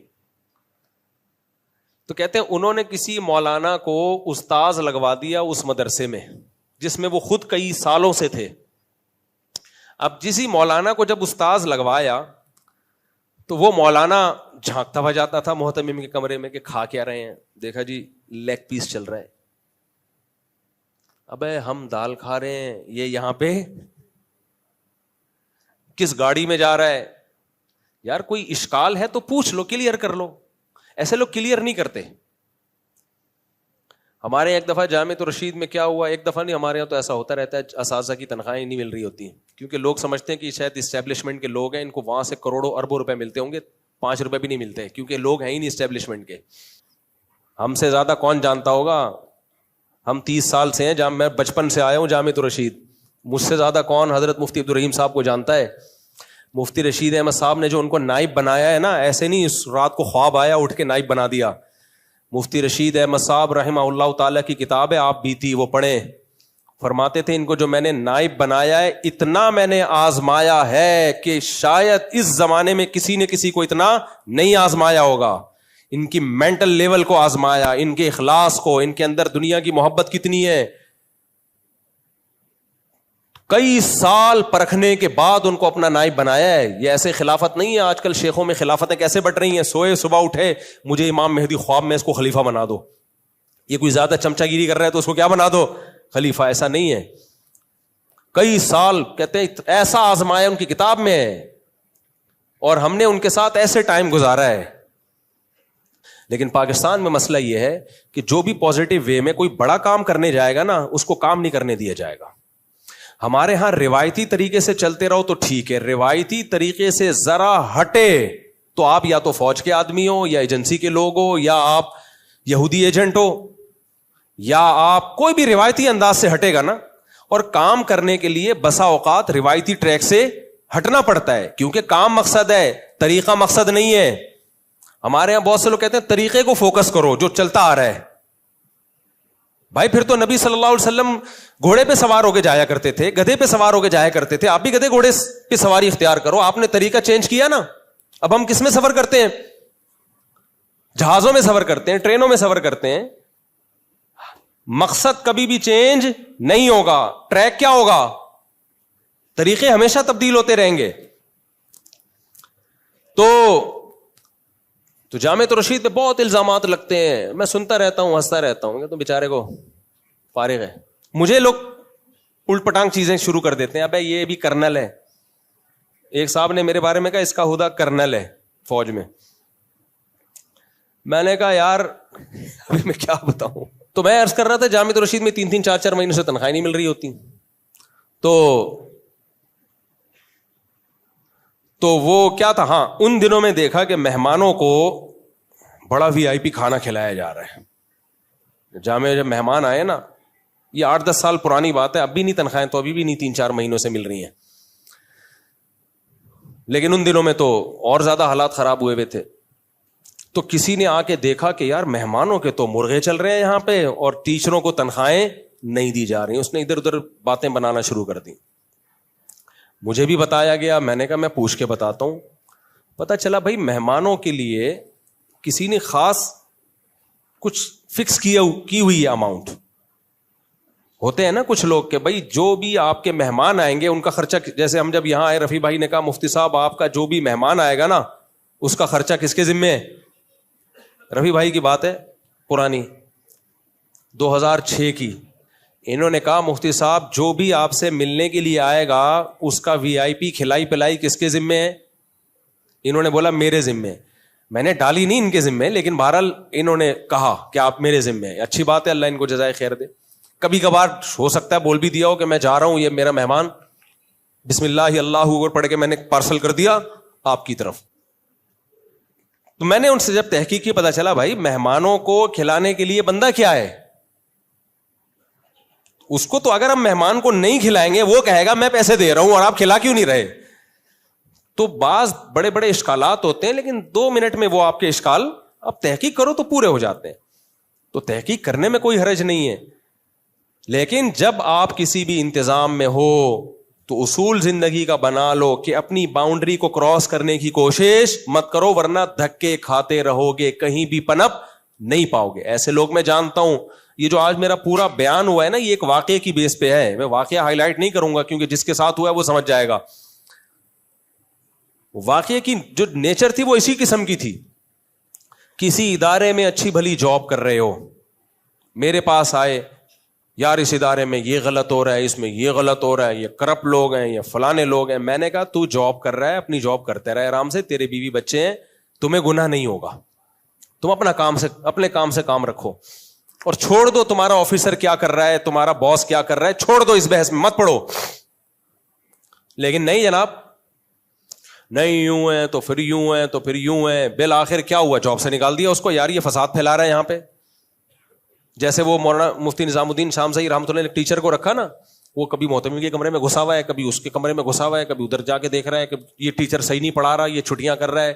بھائی یہ دیکھو اصول یہ ہے کہ کہیں کوئی غلطی ہے ایک دفعہ بتا دیا جائے, مینجمنٹ کو ایک دفعہ بتا دیا جائے.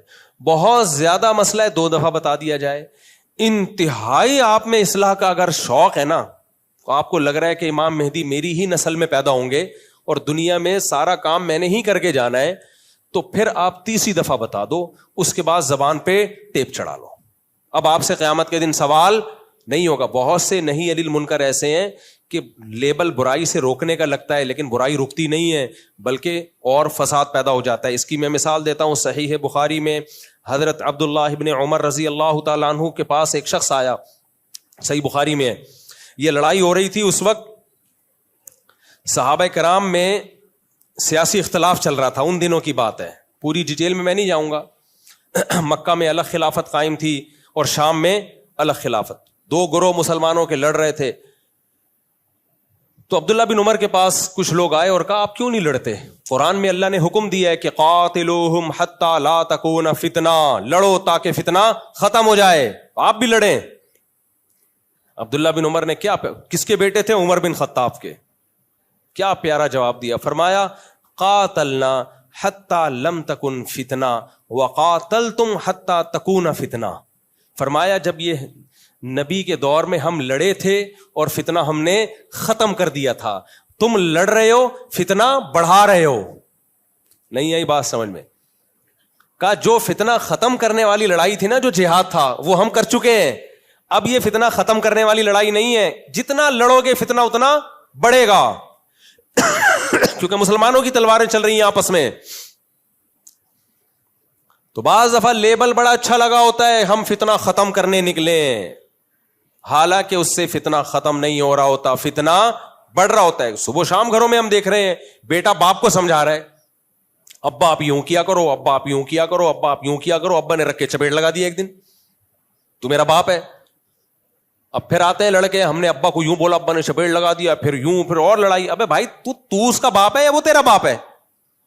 آپ نے ایک دفعہ ابا کو بتا دیا ابا یہ چرس چھٹے مٹے آپ پہ سوٹ, اتنا برا نہیں ہوتے, ایک مثال دے رہا ہوں میں. تو ابا یہ آپ پہ سوٹ نہیں کرتا, بس ایک دفعہ, دو دفعہ, تین دفعہ, اس کے بعد چپ. اب آپ سے سوال نہیں ہوگا. ابراہیم علیہ السلام کے ابا کے پیچھے پڑ گئے تھے. ابراہیم علیہ السلام نے ابا کو سمجھایا کہ آپ بتوں کو مت بنایا کریں, مجھے ڈر ہے اللہ کا عذاب نہ آ جائے, پورا رکوع ہے سورہ مریم کا. لیکن ابا نے کوئی پازیٹو رسپانس نہیں دیا. ابا نے کہا لأرجمنک, میں تجھے پتھروں سے مار کے ہلاک کر دوں گا, وہجرنی ملیا, مجھے میرے حال پہ چھوڑ دے. جب دیکھا نا بھائی یہاں تو کوئی امید نہیں ہے, تو اب یہ نہیں کہ پھر ابا نہیں, ابا بتوں کو چھوڑ دو, ابا جہنم میں جاؤ گے, میں نہیں چاہتا آپ جہنم میں جاؤ. بھائی اس سے وہ جہنم سے تو نہیں بچیں گے. آپ کی جو مشن ہے, آپ کی جو دعوت ہے, وہ ایک ابا پہ رہ کے بند ہو جائے گی, اس کے علاوہ آپ کچھ بھی نہیں کر سکیں گے. ابراہیم علیہ السلام نے دیکھا کہ جب یہاں دعوت کا فائدہ نہیں ہے تو چھوڑو, کہیں اور جا کے محنت کرو. ہجرت کی وہاں سے. تو ہمیں پیغمبروں کی سیرت سے بھی یہ ملتا ہے. سمجھ رہے ہو کہ نہیں سمجھ رہے؟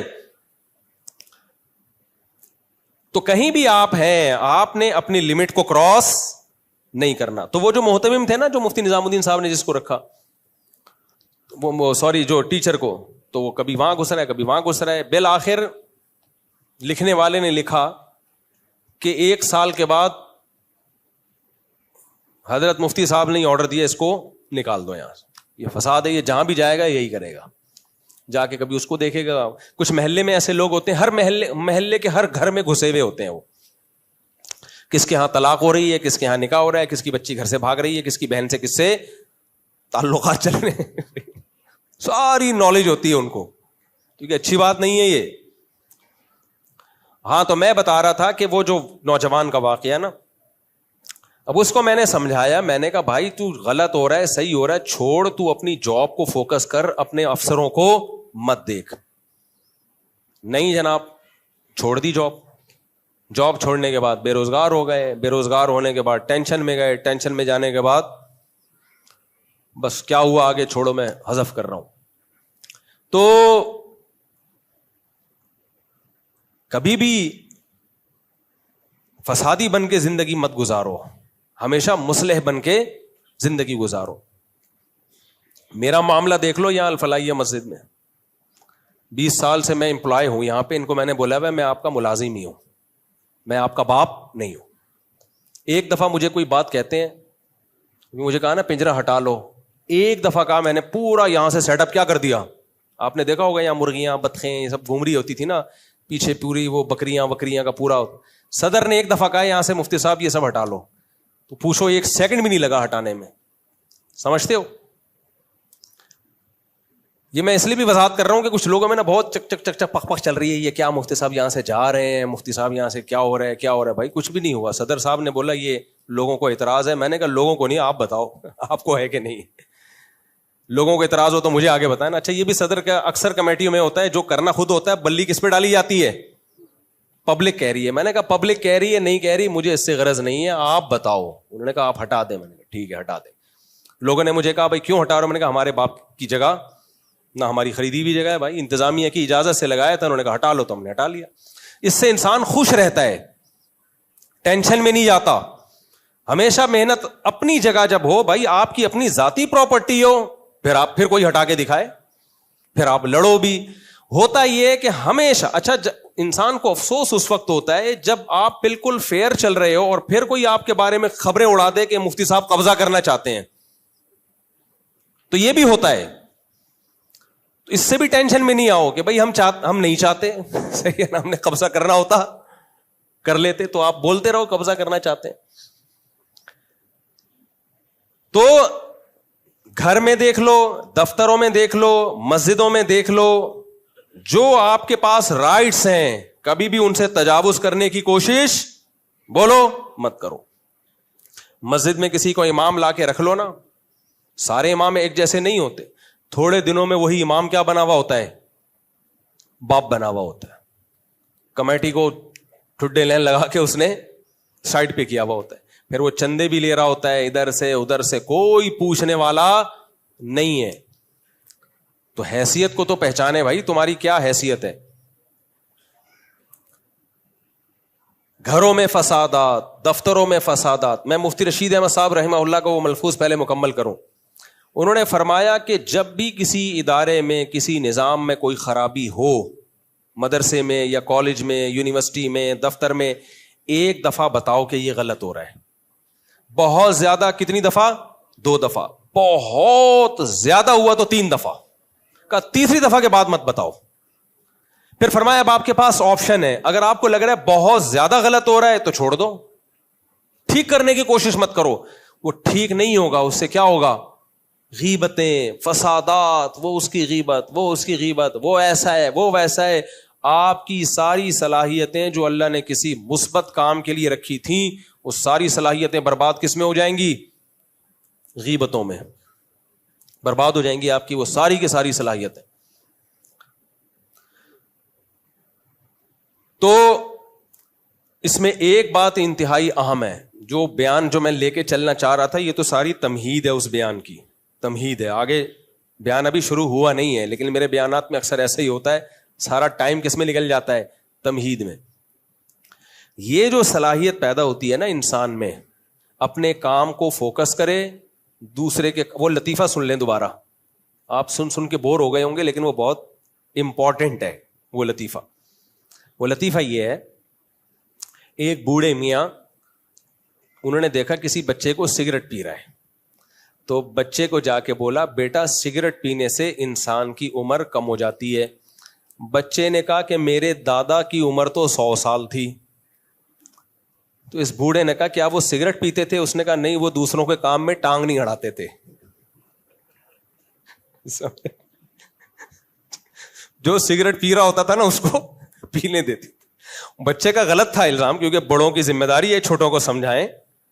میں اس سے یہ لیسن نہیں دے رہا کہ آپ بچوں کو روکیں نہیں سگریٹ سے, یہ بات غلط ہے. لیکن اس سے اتنی بات صحیح ہے کہ جو بھی دوسروں کے کاموں میں انٹرفیئر کرتا ہے نا, گھستا ہے, یہ غلط ہو رہا ہے, یہ صحیح, جائے تمہارا لینا دینا نہیں ہے یار. ابھی مولانا طارق صاحب نے سر کے بال لگوائے نا, مجھ سے کتنے لوگوں نے کہا آپ بھی کلپ ریکارڈ کروا دیں. کچھ لوگوں نے ریکارڈ بھی کروائے, اور ریکارڈ بھی کیسے کروائے کہ مولانا کو کیا ضرورت تھی اس عمر میں بال لگوانے کی. تو کسی نے نیچے کمنٹس کیے ہوئے تھے آپ کو کیا ضرورت تھی اگر لگوا لیا تو اس پہ ایک تبصرہ کرنے کی. میں نے کہا بڑا ٹائٹ تبصرہ کیا کسی نے. ان کا بال لگوانا ٹھیک تھا یا نہیں تھا, تو آپ کا تبصرہ کرنے کی بھی آپ کو ضرورت کیا تھی بھائی؟ ان کا پرسنل معاملہ ہے. مجھے بہت لوگوں نے کہا آپ کا, میں نے کہا میں پاگل ہوں کیا, میں فالتو بیٹھا ہوا ہوں, میں کوئی سر پہ بال لگوائے اس کی مرضی, بال اتروائے. ہاں میں ٹنڈ کے فضائل اور بالوں کے فضائل بیان کر سکتا ہوں جنرلی, کہ یہ جو خانقاہوں میں ٹنڈ کا رواج ہے کہ دہشت گردی کا جڑ سے خاتمہ کر دیا جاتا ہے, مجھے کم از کم پرسنلی یہ پسند نہیں ہے. لوگ سمجھتے ہیں کہ یہ سنت ہے, سنت بال رکھنا ہے, ٹنڈ کرانا سنت نہیں ہے. کرا لو کسی کو اچھا لگتا ہے, یا کوئی تربیت کے لیے کسی کی ٹنڈ کرا دے, کسی بچے میں زیادہ شوبازیاں آ رہی ہیں, پفیں بنا رہے ہیں, تو ابا کہتے ہیں دہشت گردی کو جڑ سے اڑا, اڈا ہی تاکہ اس کی تربیت ہو, وہ ٹھیک ہے. تو خانقاہ میں اگر کوئی پیر و مرشد اپنے کسی مرید کو دیکھیں اس میں شو بازی کا عنصر بہت ہے, تو دہشت گردی کے جڑ سے خاتمے کے لیے وہ ٹرینڈ کرا دیں تاکہ تیرے اندر جو شو مارنے کی عادت ہے وہ ختم ہو. تو وقتی طور پر یہ تربیت کے لیے ٹھیک ہے, لیکن اس کو لازمی حصہ بنا لینا. جیسے بعض لوگ اس کو دینداری سمجھتے ہیں, پورا گروپ جا رہے ہوتے ہیں, سب کی ٹنڈیں ہوتی ہیں, مخصوص ٹوپیاں, مخصوص کپڑے, تو یہ تو دھڑے بندی ہے بھائی. اسلام میں دھڑے بندی نہیں ہے. سب جیسے سارے مسلمان رہتے ہیں آپ بھی ویسے ہی رہو. کچھ دن پہلے ایک صاحب آئے, اتنے گہرے گھنے بال ان کے اور پورے یہاں تک ایسا لگ رہا تھا, داڑھی بھی بڑی, تو مجھے لگا کہ کچھ جھاڑیوں سے کوئی بندہ جھانک رہا ہے. مونچھیں بھی بڑی بڑی, داڑھی بھی بڑی, بال بھی اتنے بڑے. میں نے کہا یار کوئی ڈر جائے گا رات کو کوئی دیکھ کے, تو تھوڑا چھوٹے کرو ان کو. کہہ رہے ہیں آپ نے بھی تو رکھے. میں نے کہا میرے سلکی بال ہیں اور ہلکے بال ہیں, اتنے جنگل نہیں نظر آتا. آپ کے تو بال ایسے ہیں کہ وہ کبوتر انڈے دے گا اس میں آ کے بھائی. تو بہت سے لوگوں کی میں نے خود ٹینڈ کروائی ہے کہ آپ مت رکھو, شریف آدمی لگو گے, چھوٹے بال رکھو آپ, اور جس سے پتہ نہیں کیا لگ رہے ہو آپ. سلکی بال ہوتے ہیں نا, یا تھوڑے سے ہلکے پھلکے گھنگریالے ہوں تو ٹھیک ہے. بعض لوگوں کے بال بہت زیادہ گھنے ہوتے ہیں, وہ پھر بہت بڑے رکھتے ہیں تو عجیب سے لگ رہے ہوتے ہیں. وہ پھر میرا حوالہ دے رہے ہوتے ہیں جی مفتی صاحب نے رکھے ہیں. بھائی شریعت کو فوکس کرو. ہم اگر ایک خاص لباس پہنتے ہیں تو وہ سنت نہیں بن جاتا. ہماری ایک پگڑی کا اسٹائل ہے تو وہ سنت نہیں بن جاتا. تو ہر آدمی کو جو لباس سوٹ کر رہا ہے, جیسے وہ اچھا لگ رہا ہے, وہ ویسا لباس پہنے. اس میں سب سے پہلے اپنے ماں باپ کی مرضی کو دیکھے, پھر بیوی کی مرضی کو دیکھے. شریعت میں بیوی کو خوش کرنے کا حکم ہے. اگر وہ چاہ رہی ہے کہ یہ والی ڈریسنگ آپ پہ اچھی ہے تو آپ وہ والی پہن لو. آپ بھی تو چاہتے ہو نا بیگم ہماری مرضی کی ڈریسنگ پہنے, تو عورت بھی چاہتی ہے کہ شوہر وہ والی پہنے جو جس میں مجھے اچھا لگے. وہ آپ نے پورا شامیانہ پہن لیا, پھر ٹینڈ کرا لی, تو بیوی کو کہاں اچھا لگے گا بھائی. وہ لگے گا ٹنڈے سے شادی تھوڑی ہوئی تھی میری, تو پورے پراپر آدمی سے شادی ہوئی تھی. تو خیر, تو اگر آپ چاہتے ہو کہ آپ کی عمر لمبی ہو, 100 سال عمر ہو, تو دوسرے کے کام میں ٹانگ بولو نہ اڑاؤ. ہاں نہیں علی المنکر ضرور کرو. کوئی غلط ہو رہا ہے, آپ سے پوچھا جا رہا ہے, آپ بتا دو غلط ہے. میں ایک مثال دے کے بیان کو ختم کرتا ہوں, جس سے آپ کو پتا چلے گا کہ مثالوں سے نا بات اچھی طرح کلیئر ہو جاتی ہے. ہمارے شیخ حضرت مفتی رشید احمد صاحب رحمہ اللہ تعالی ایک مدرسے میں ٹیچر تھے. سندھ کا کوئی مدرسہ تھا. تو اجلاس تھا بقرعید سے پہلے, سارے علماء جمع ہوئے ہوئے تھے. اجلاس میں یہ طے پایا کہ بقرعید میں جانوروں کی کھالیں جمع کرنے کا کام ہم نے طلبہ کے ذمے لگانا ہے. تو طلبہ کو ہم مختلف جگہوں پہ بھیجیں گے, وہاں سے کھال لے آؤ, وہاں سے کھال لے آؤ. تو اس کی تشکیلات ہو رہی تھی, مشورے چل رہے تھے. ہمارے جو شیخ حضرت مفتی رشید احمد صاحب تھے, وہ اس مدرسے میں ایک سینئر ٹیچر تھے. وہ چپ بیٹھے ہوئے تھے, ایسے نا بالکل خاموشی سے بیٹھے. مشورے چل رہے ہیں, اس کو فلاں جگہ بھیجو, اس کو یہ بھیجو, اس کو یوں کرو, اس کو یوں کرو, پوری بحث ہو رہی ہے. حضرت چپ. کافی دیر بعد کسی نے پوچھا کہ حضرت آپ کی کیا رائے ہے اس بارے میں, کس کی کہاں تشکیل ہونی چاہیے؟ حضرت نے فرمایا میں اس عمل کو جائز ہی نہیں سمجھتا. بس چپ. یعنی طلبہ کو اس طرح سے کھالیں لینے کے لیے بھیجنا, اس سے دین کے علم کی حضرت کے خیال میں توہین ہے. کہ چندہ مانگنے کا یہ طریقہ مناسب نہیں ہے. حضرت کی یہ رائے تھی کہ طلبہ جائیں, لوگوں کے گھروں سے کھالیں لے کے آئیں. ہمارے حضرت کا استغنا ایسے تھا کہ ایک آدمی نے فون کیا کہ حضرت میں نے جانور ذبح کیا ہے, تو اس کی کھال جو ہے نا, کھال کے لیے کوئی بندہ بھیج دیں آپ. حضرت نے فرمایا آپ خود ہی بندے بن جائیں تھوڑی دیر کے لیے. یعنی حضرت کو اس پہ غصہ آتا تھا کہ ہم یار ہم کو اس کام کے لیے رہ گئے, تمہارے یہاں سے گھر سے جا کے کھالیں اٹھا کے لائیں. یہ علماء کے وقار کے خلاف ہے. تو حضرت کا خیال یہ تھا کہ یہ جو طالب علم ہے یہ بھی کب عالم بنیں گے تو یہ ان کے وقار کے خلاف ہے. ان کو ایسے ذلت والے کاموں میں لگایا تو ان کی مینٹلی گروتھ نہیں ہوگی. یہ چھوٹے کے چھوٹے, ہر وقت پھر یہی رہے گا, وہاں سے بکرے کی کھال مل جائے, وہاں سے دمبے کی کھال مل جائے, وہاں سے جو ہے نا 5 روپے مل جائے, وہاں سے 10 روپے مل جائے. حضرت کی رائے تھی, وہ غلط بھی ہو سکتی ہے. تو حضرت کا استغنا یہ تھا کہ یہ طریقہ ٹھیک نہیں ہے. بھائی چندہ مانگنا ہے تو آپ ایک پروگرام کریں, اس میں چلائیں کہ بھائی ہمارے یہ مصارف ہیں, جو حضرات دینا چاہتے ہیں دیں, نہیں دینا چاہتے تو دفعو. کیا خیال ہے؟ یہ نہ کہیں دفعو, لیکن مطلب یہی ہے دینا دو ورنہ پتلی گلی سے نکلو. جتنے ہمارے پاس وسائل ہوں گے ہم کام کریں گے, جو وسائل نہیں ہوں گے تو نہیں کریں گے کام. لیکن عزت کو داؤ پہ نہ لگایا جائے. تو حضرت چپ بیٹھے ہوئے تھے. حضرت فرماتے ہیں جب مجھ سے پوچھا آپ کوئی مشورہ دیں, تو میں نے کہا کہ میں تو اس کو جائز ہی نہیں سمجھتا. تو جس نے پوچھا اس نے کہا میرا بھی یہی خیال تھا, آپ اس لیے چپ ہیں. بس اس کے بعد سب نے مشورے شروع کر دی. حضرت فرماتے ہیں دیکھو میرا فرض ادا ہو گیا, میں نے صرف ایک دفعہ کہہ دیا کہ میں اس کو جائز نہیں سمجھتا. یہ نہیں کہ میں اس مجلس سے اٹھ کے بائیکاٹ کیا, جا رہا ہوں میں, تم لوگ طلبہ کو ذلیل کر رہے ہو, بند کرو یہ مدرسہ, اور پھر پورے سال محتمم اور طلبہ کے خلاف مہم چلانا شروع کر دیو.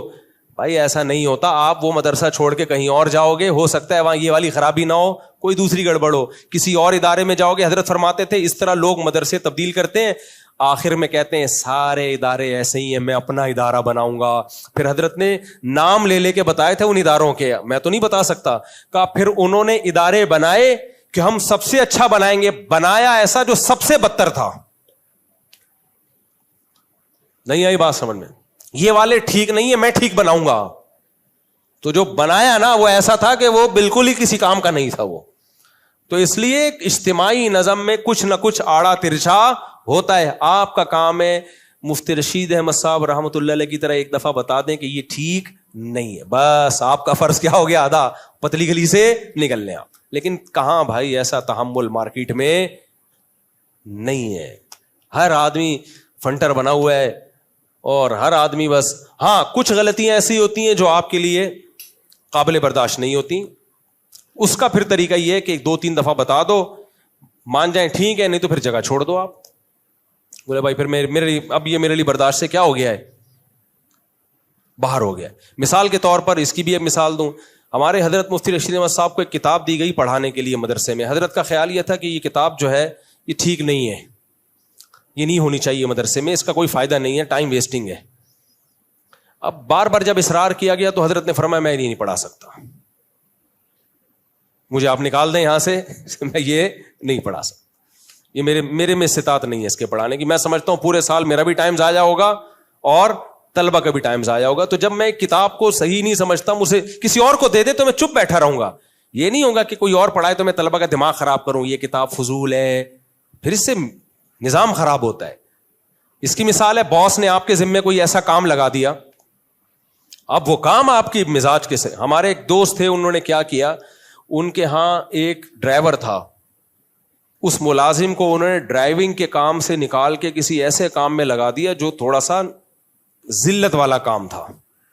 یوں سمجھو گٹر صاف کرنے پر لگا دیا. فرض کرو کام کوئی اور تھا لیکن میں اس کی ڈیٹیل میں نہیں جاؤں گا. اس کا میٹر گھوم گیا, یار میں ڈرائیونگ کرتا تھا, مجھے بھنگی والا کام میرے ذمہ لگا دیا.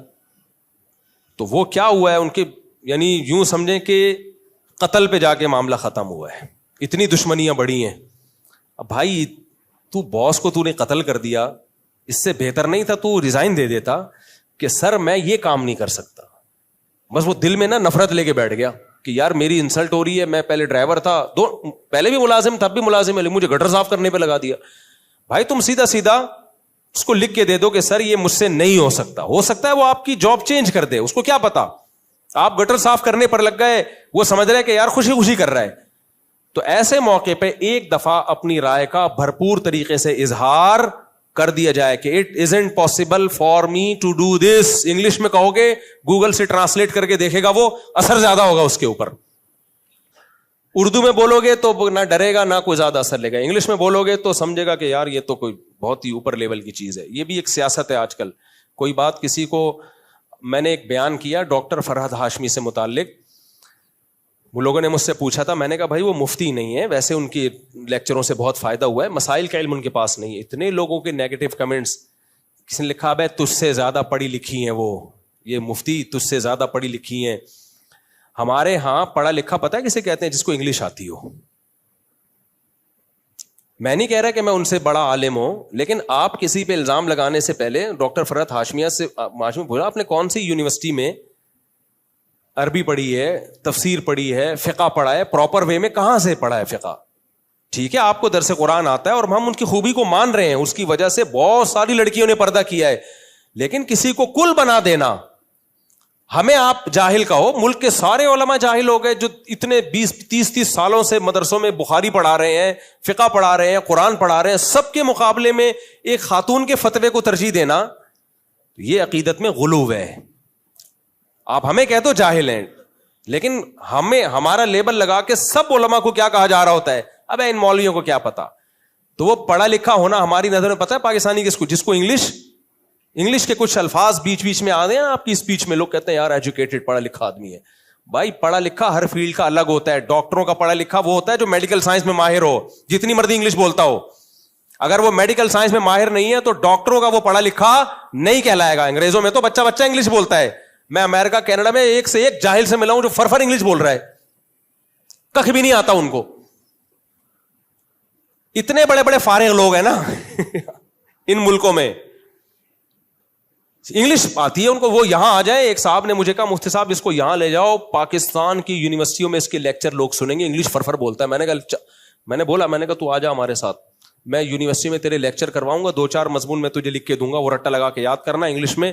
لوگ کہیں گے آج نہ ڈاکٹر اسرار, نہ ڈاکٹر ذاکر نائک, نہ مفتی تقی عثمانی, اگر کوئی ہے تو یہ ہے. حالانکہ وہ بالکل کیا ہوگا, فارغ. تو یہ ہماری جہالت ہے کہ انگلش آنے کو ہمارے ہاں کیا سمجھا جاتا ہے, علوم, علم نہیں علوم سمجھا جائے. تو انگلش تو ایک زبان ہے میرے بھائی, اچھی بات ہے انگلش آنا, لیکن اگر آپ نے جس فیلڈ میں مہارت آپ کو حاصل کرنی تھی وہ پراپر وے میں نہیں پڑھا ہے تو آپ کو فارسی آتی ہو انگلش آتی ہو اس سے کوئی فرق نہیں پڑتا. جی بڑا بہترین سوال کیا رفیع بھائی نے. کہتے ہیں بھائی حدیث میں تو آتا ہے جب ہاتھ سے روک سکتے ہو تو ہاتھ سے روکو, زبان سے روک سکتے ہو تو زبان سے روکو. حدیث کی پوری الفاظ کیا ہیں, جب ہاتھ سے روک سکتے ہو تو ہاتھ سے روکو اگر روکنے کی طاقت ہو, اگر طاقت نہیں ہے تو پھر زبان سے. تو آپ کو طاقت ہے اپنے باس کو تبدیل کرنے کی؟ نہیں ہے نا طاقت. نظام طاقت کا مطلب یہ نہیں ہوتا کہ یوں کر کے روکا, آگے جو اس کے نتائج نکلتے ہیں, آگے نتائج یہ نکل رہے ہیں کمپنی کا بیڑا غرق ہو گیا, مدرسے ٹوٹ گئے, سب ایک دوسرے کی غیبتوں میں لگے ہوئے ہیں, اس کا مطلب طاقت نہیں ہے. طاقت کا مطلب یہ روکنے کا فائدہ ہو, فائدہ زیادہ ہو نقصان کم ہو. اگر نقصان زیادہ ہو رہا ہے فائدہ کم ہو رہا ہے اس کا مطلب طاقت نہیں ہے. تو طاقت میں یہ چیز داخل ہے کہ آپ کے نہی عن المنکر کے نتائج کیا نکل رہے ہیں. ابراہیم علیہ السلام اپنے باپ کو زبردستی روک سکتے تھے, ہاتھ پکڑ لیتے ان کا, لیکن رزلٹ کیا نکلتا, پورا خاندان ٹوٹ جاتا اور دشمنیاں بڑھتی. تو بھائی یہ مطلب یہی ہے کہ طاقت نہیں ہے, تو اس کے سائڈ افیکٹ زیادہ ہوں. تو اس لیے پھر زبان, اور زبان سے بھی اگر آپ کا خیال ہے کہ میں نے جب بولا تو اس کے منفی پہلو زیادہ نکلیں گے تو پھر بولنے پر بھی پابندی ہے. ہمارے ہاں ان تمام چیزوں کو نظر انداز کر کے بس بولو بولو بولو بولتے چلے جاتے ہیں, دیکھتے ہی نہیں کہ آگے نتائج کیا نکل رہے ہیں. تو یہ غلط ہے. اللہ تعالیٰ سمجھنے کی, عمل کی توفیق عطا فرمائے. ہاں بھائی ایک کلپ میرے بارے میں بہت زیادہ چل رہا ہے. میں بیان میں یہ کہہ رہا تھا کہ بچیوں کو پڑھانا سسرال کی ذمہ داری ہے, ماں باپ کی نہیں ہے. اس میں خاص میسج دینا تھا میں نے, اور وہ پورا بیان اسی ٹاپک پر تھا. اس کو غلط رخ لے کے چلایا ہے ایک اخبار نے بھی, اور کچھ چینلز نے بھی, اور کچھ لبرل لوگوں نے بڑے تبصرے کیے ہیں کہ دیکھو یہ مولوی لوگوں کو کہہ رہا ہے کہ بچیوں کو مت پڑھاؤ, جاہل رکھو, بس ان کی شادیاں کرو نابالغ بچیوں کی, سسرال پڑھائے گا ان کو.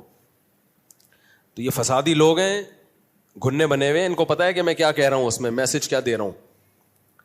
اس کا مقصد یہ نہیں ہے کہ ماں باپ بچیوں کو نہ پڑھائیں, اس کا مقصد ان ہڈ حرام سسرالیوں کا منہ بند کرنا ہے جو کہتے ہیں ہمیں ڈاکٹر لڑکی چاہیے, ہمیں انجینئر چاہیے, جاب والی چاہیے. پھر وہ ڈاکٹر جب کلینک میں جاب کرتی ہے وہ سسرال اس کی کمائی کھاتا ہے بیٹھ کے, شوہر بھی کھاتا ہے سسرال بھی کھاتا ہے. ان بچیوں کے بارے میں نے بولا ہے کہ جس سسرال کو بہو کی کمائی کھانی ہے نا اس کو پڑھا کے, تو اس کی پڑھائی بھی کس کی ذمہ داری ہے, سسرال کی ذمہ داری ہے, ان ہڈ حراموں کی ذمہ داری ہے. تو آدھا بیان لے کے ان بےغیرتوں نے چلایا ہے. میں گالیاں اس لیے دے رہا ہوں کہ مجھے بہت غصہ آیا اس پہ جو غلط میسج دیا ہے. اس کا مطلب یہ نہیں ہے کہ آپ اپنی بچیوں کو پڑھائیں نہیں یا اپنی بچیوں کو جاہل رکھیں. اگر یہ مطلب ہوتا تو میں اپنی بچیوں کو نہ پڑھاتا. میں تو پڑھا رہا ہوں اپنی بچیوں کو, میری ساری بچیاں الحمدللہ پڑھ رہی ہیں, سب پڑھ رہی ہیں. جو بھی ایجوکیشن میرے بس میں ہے میں ان کو دے رہا ہوں, جتنی بھی جو بھی کسی کے بس میں ہوتی ہے تعلیم دینا. ہر آدمی کا معیار مختلف ہوتا ہے, کسی کے پاس زیادہ پیسے ہوتے ہیں, کسی کے پاس کم پیسے ہوتے ہیں, کوئی درمیانے درجے کے ہوتے ہیں. تو جو بھی جس کو بھی اللہ نے جتنی گنجائش دی ہے تو ہم اس کے خلاف نہیں ہیں. ہم اس پڑھائی کے کہ جس کا مقصد آگے جاب ہو, پیسے کمانا ہو. تو سسرالی کیا کر رہے ہیں, وہ کہہ رہے ہیں کہ بھائی ہمیں ریڈی میڈ ڈاکٹر چاہیے, اور ان کی مقصد یہ نہیں ہوتا ہے ڈاکٹر آئے گی تو انسانیت کی خدمت کرے گی تو ہمارا نام بلند ہوگا. ان کا کہتا ہے آئے گی پیسہ کمائے گی, یونیورسٹی کی لیکچرار آئے گی تو پیسہ کمائے گی. تو ایسے موقع پہ میں نے کہا اپنی بچیوں کی نا شادی ٹائم پہ کر دیا کرو. بولو جتنا ہم نے پڑھانا تھا پڑھا دیا ہے, اب اگر آپ کو ریڈی میڈ ڈاکٹر نہیں ملے گی, اب آپ کو اگر ڈاکٹر بہو چاہیے تو آپ اس کو ڈاکٹر بنا لو آگے. تو یہ مقصد ہے اس کا. مقصد یہ نہیں ہے نابالغ بچیوں کی شادیوں کا, تو میں قائل ہی نہیں ہوں, یہ تو ایسے ہی میرے اوپر خام خام الزام لگا دیا. تو ایک نے میرے خلاف پوسٹ چلائی ہے کہ ان مولویوں کے 2 ہی کام ہیں. اچھا وہ سب پتہ چل رہا ہوتا ہے میرے پہ طنز کر رہے ہیں. ان مولویوں کے 2 کام ہیں, ایک بچوں کی پیدائش کو بڑھانا, ایک لڑکیوں کو جاہل رکھنا. بچوں کی پیدائش کو بڑھانا, ایک بچیوں کو جاہل رکھنا. ان مولویوں کے یہ 2 ہی کام ہیں. تو کیونکہ میرے بیان اکثر کثرت اولاد پر ہوتے ہیں اور شادیوں پر ہوتے ہیں کہ بچیوں کی ٹائم پہ شادی کرو, تو ٹائم پہ شادی سے یہ میسج لوگوں کے پاس جاتا ہے کہ پڑھاؤ نہیں بس شادی کر دو ان کی. میں بار بار کہتا ہوں شادی اور پڑھائی ایک دوسرے کے اپوزٹ نہیں ہے. جتنا پڑھانا تھا آپ نے پڑھا دیا, اب رشتہ آتا ہے تو پڑھائی کی وجہ سے رشتے کو ڈیلے مت کرو. سمجھتے ہو, بعض لوگ کہتے ہیں نہیں ہماری بچی پہلے ڈاکٹر بنے گی پھر ہم شادی کریں گے. یہ اسلام کے بھی خلاف ہے, عقل کے بھی خلاف ہے. بچیوں کی زندگی کا بیڑا غرق ہوگا اس سے. ہم یہ کہتے ہیں پڑھاؤ آپ, لیکن جب اچھا رشتہ آ جائے تو رشتے کو پڑھائی پہ ترجیح دو اور بولو پڑھے گی, اب تمہارے خرچے پہ پڑھے گی, تمہارے گھر جا رہی ہے. یہ تو بہترین حل عورتوں کے لیے بتایا ہم نے. یہ کمبخت پتہ ہے کیا چاہتے ہیں, شادی نہیں کرو, سارا زور پڑھائی پہ لگاؤ تاکہ طبیعت سے بڈھی ہو جائے, پھر ان بے شرموں کے پاس جائے ڈپریشن کی گولیاں لینے کے لیے. اور یہ یورپ امریکہ کا ایک رخ پیش کرتے ہیں آپ کے سامنے کہ وہاں کی لڑکیاں ایجوکیٹڈ ہوتی ہیں. دوسرا جو انتہائی بھیانک نقشہ ہے نا, کیونکہ کتے کا کام ہوتا ہے دم ہلانا, نظریات تو ان کے ہے نہیں نا, اپنی تو کوئی سوچ نہیں ہے. کتے کی اپنی کوئی سوچ ہوتی ہے؟ مجھے غصہ آیا ہے اس لیے میں تھوڑا سا بول رہا ہوں ایسے. یہ خواتین کے حقوق کے ٹھیکیدار بنتے ہیں. خدا کی قسم جتنے خواتین کے حقوق کے ہم علم بردار ہیں نا, جتنے رائٹس کے ہم قائل ہیں, یہ تصور نہیں کر سکتے. ہماری تو آمدن کا 99% خرچ ہی عورتوں پہ ہوتا ہے.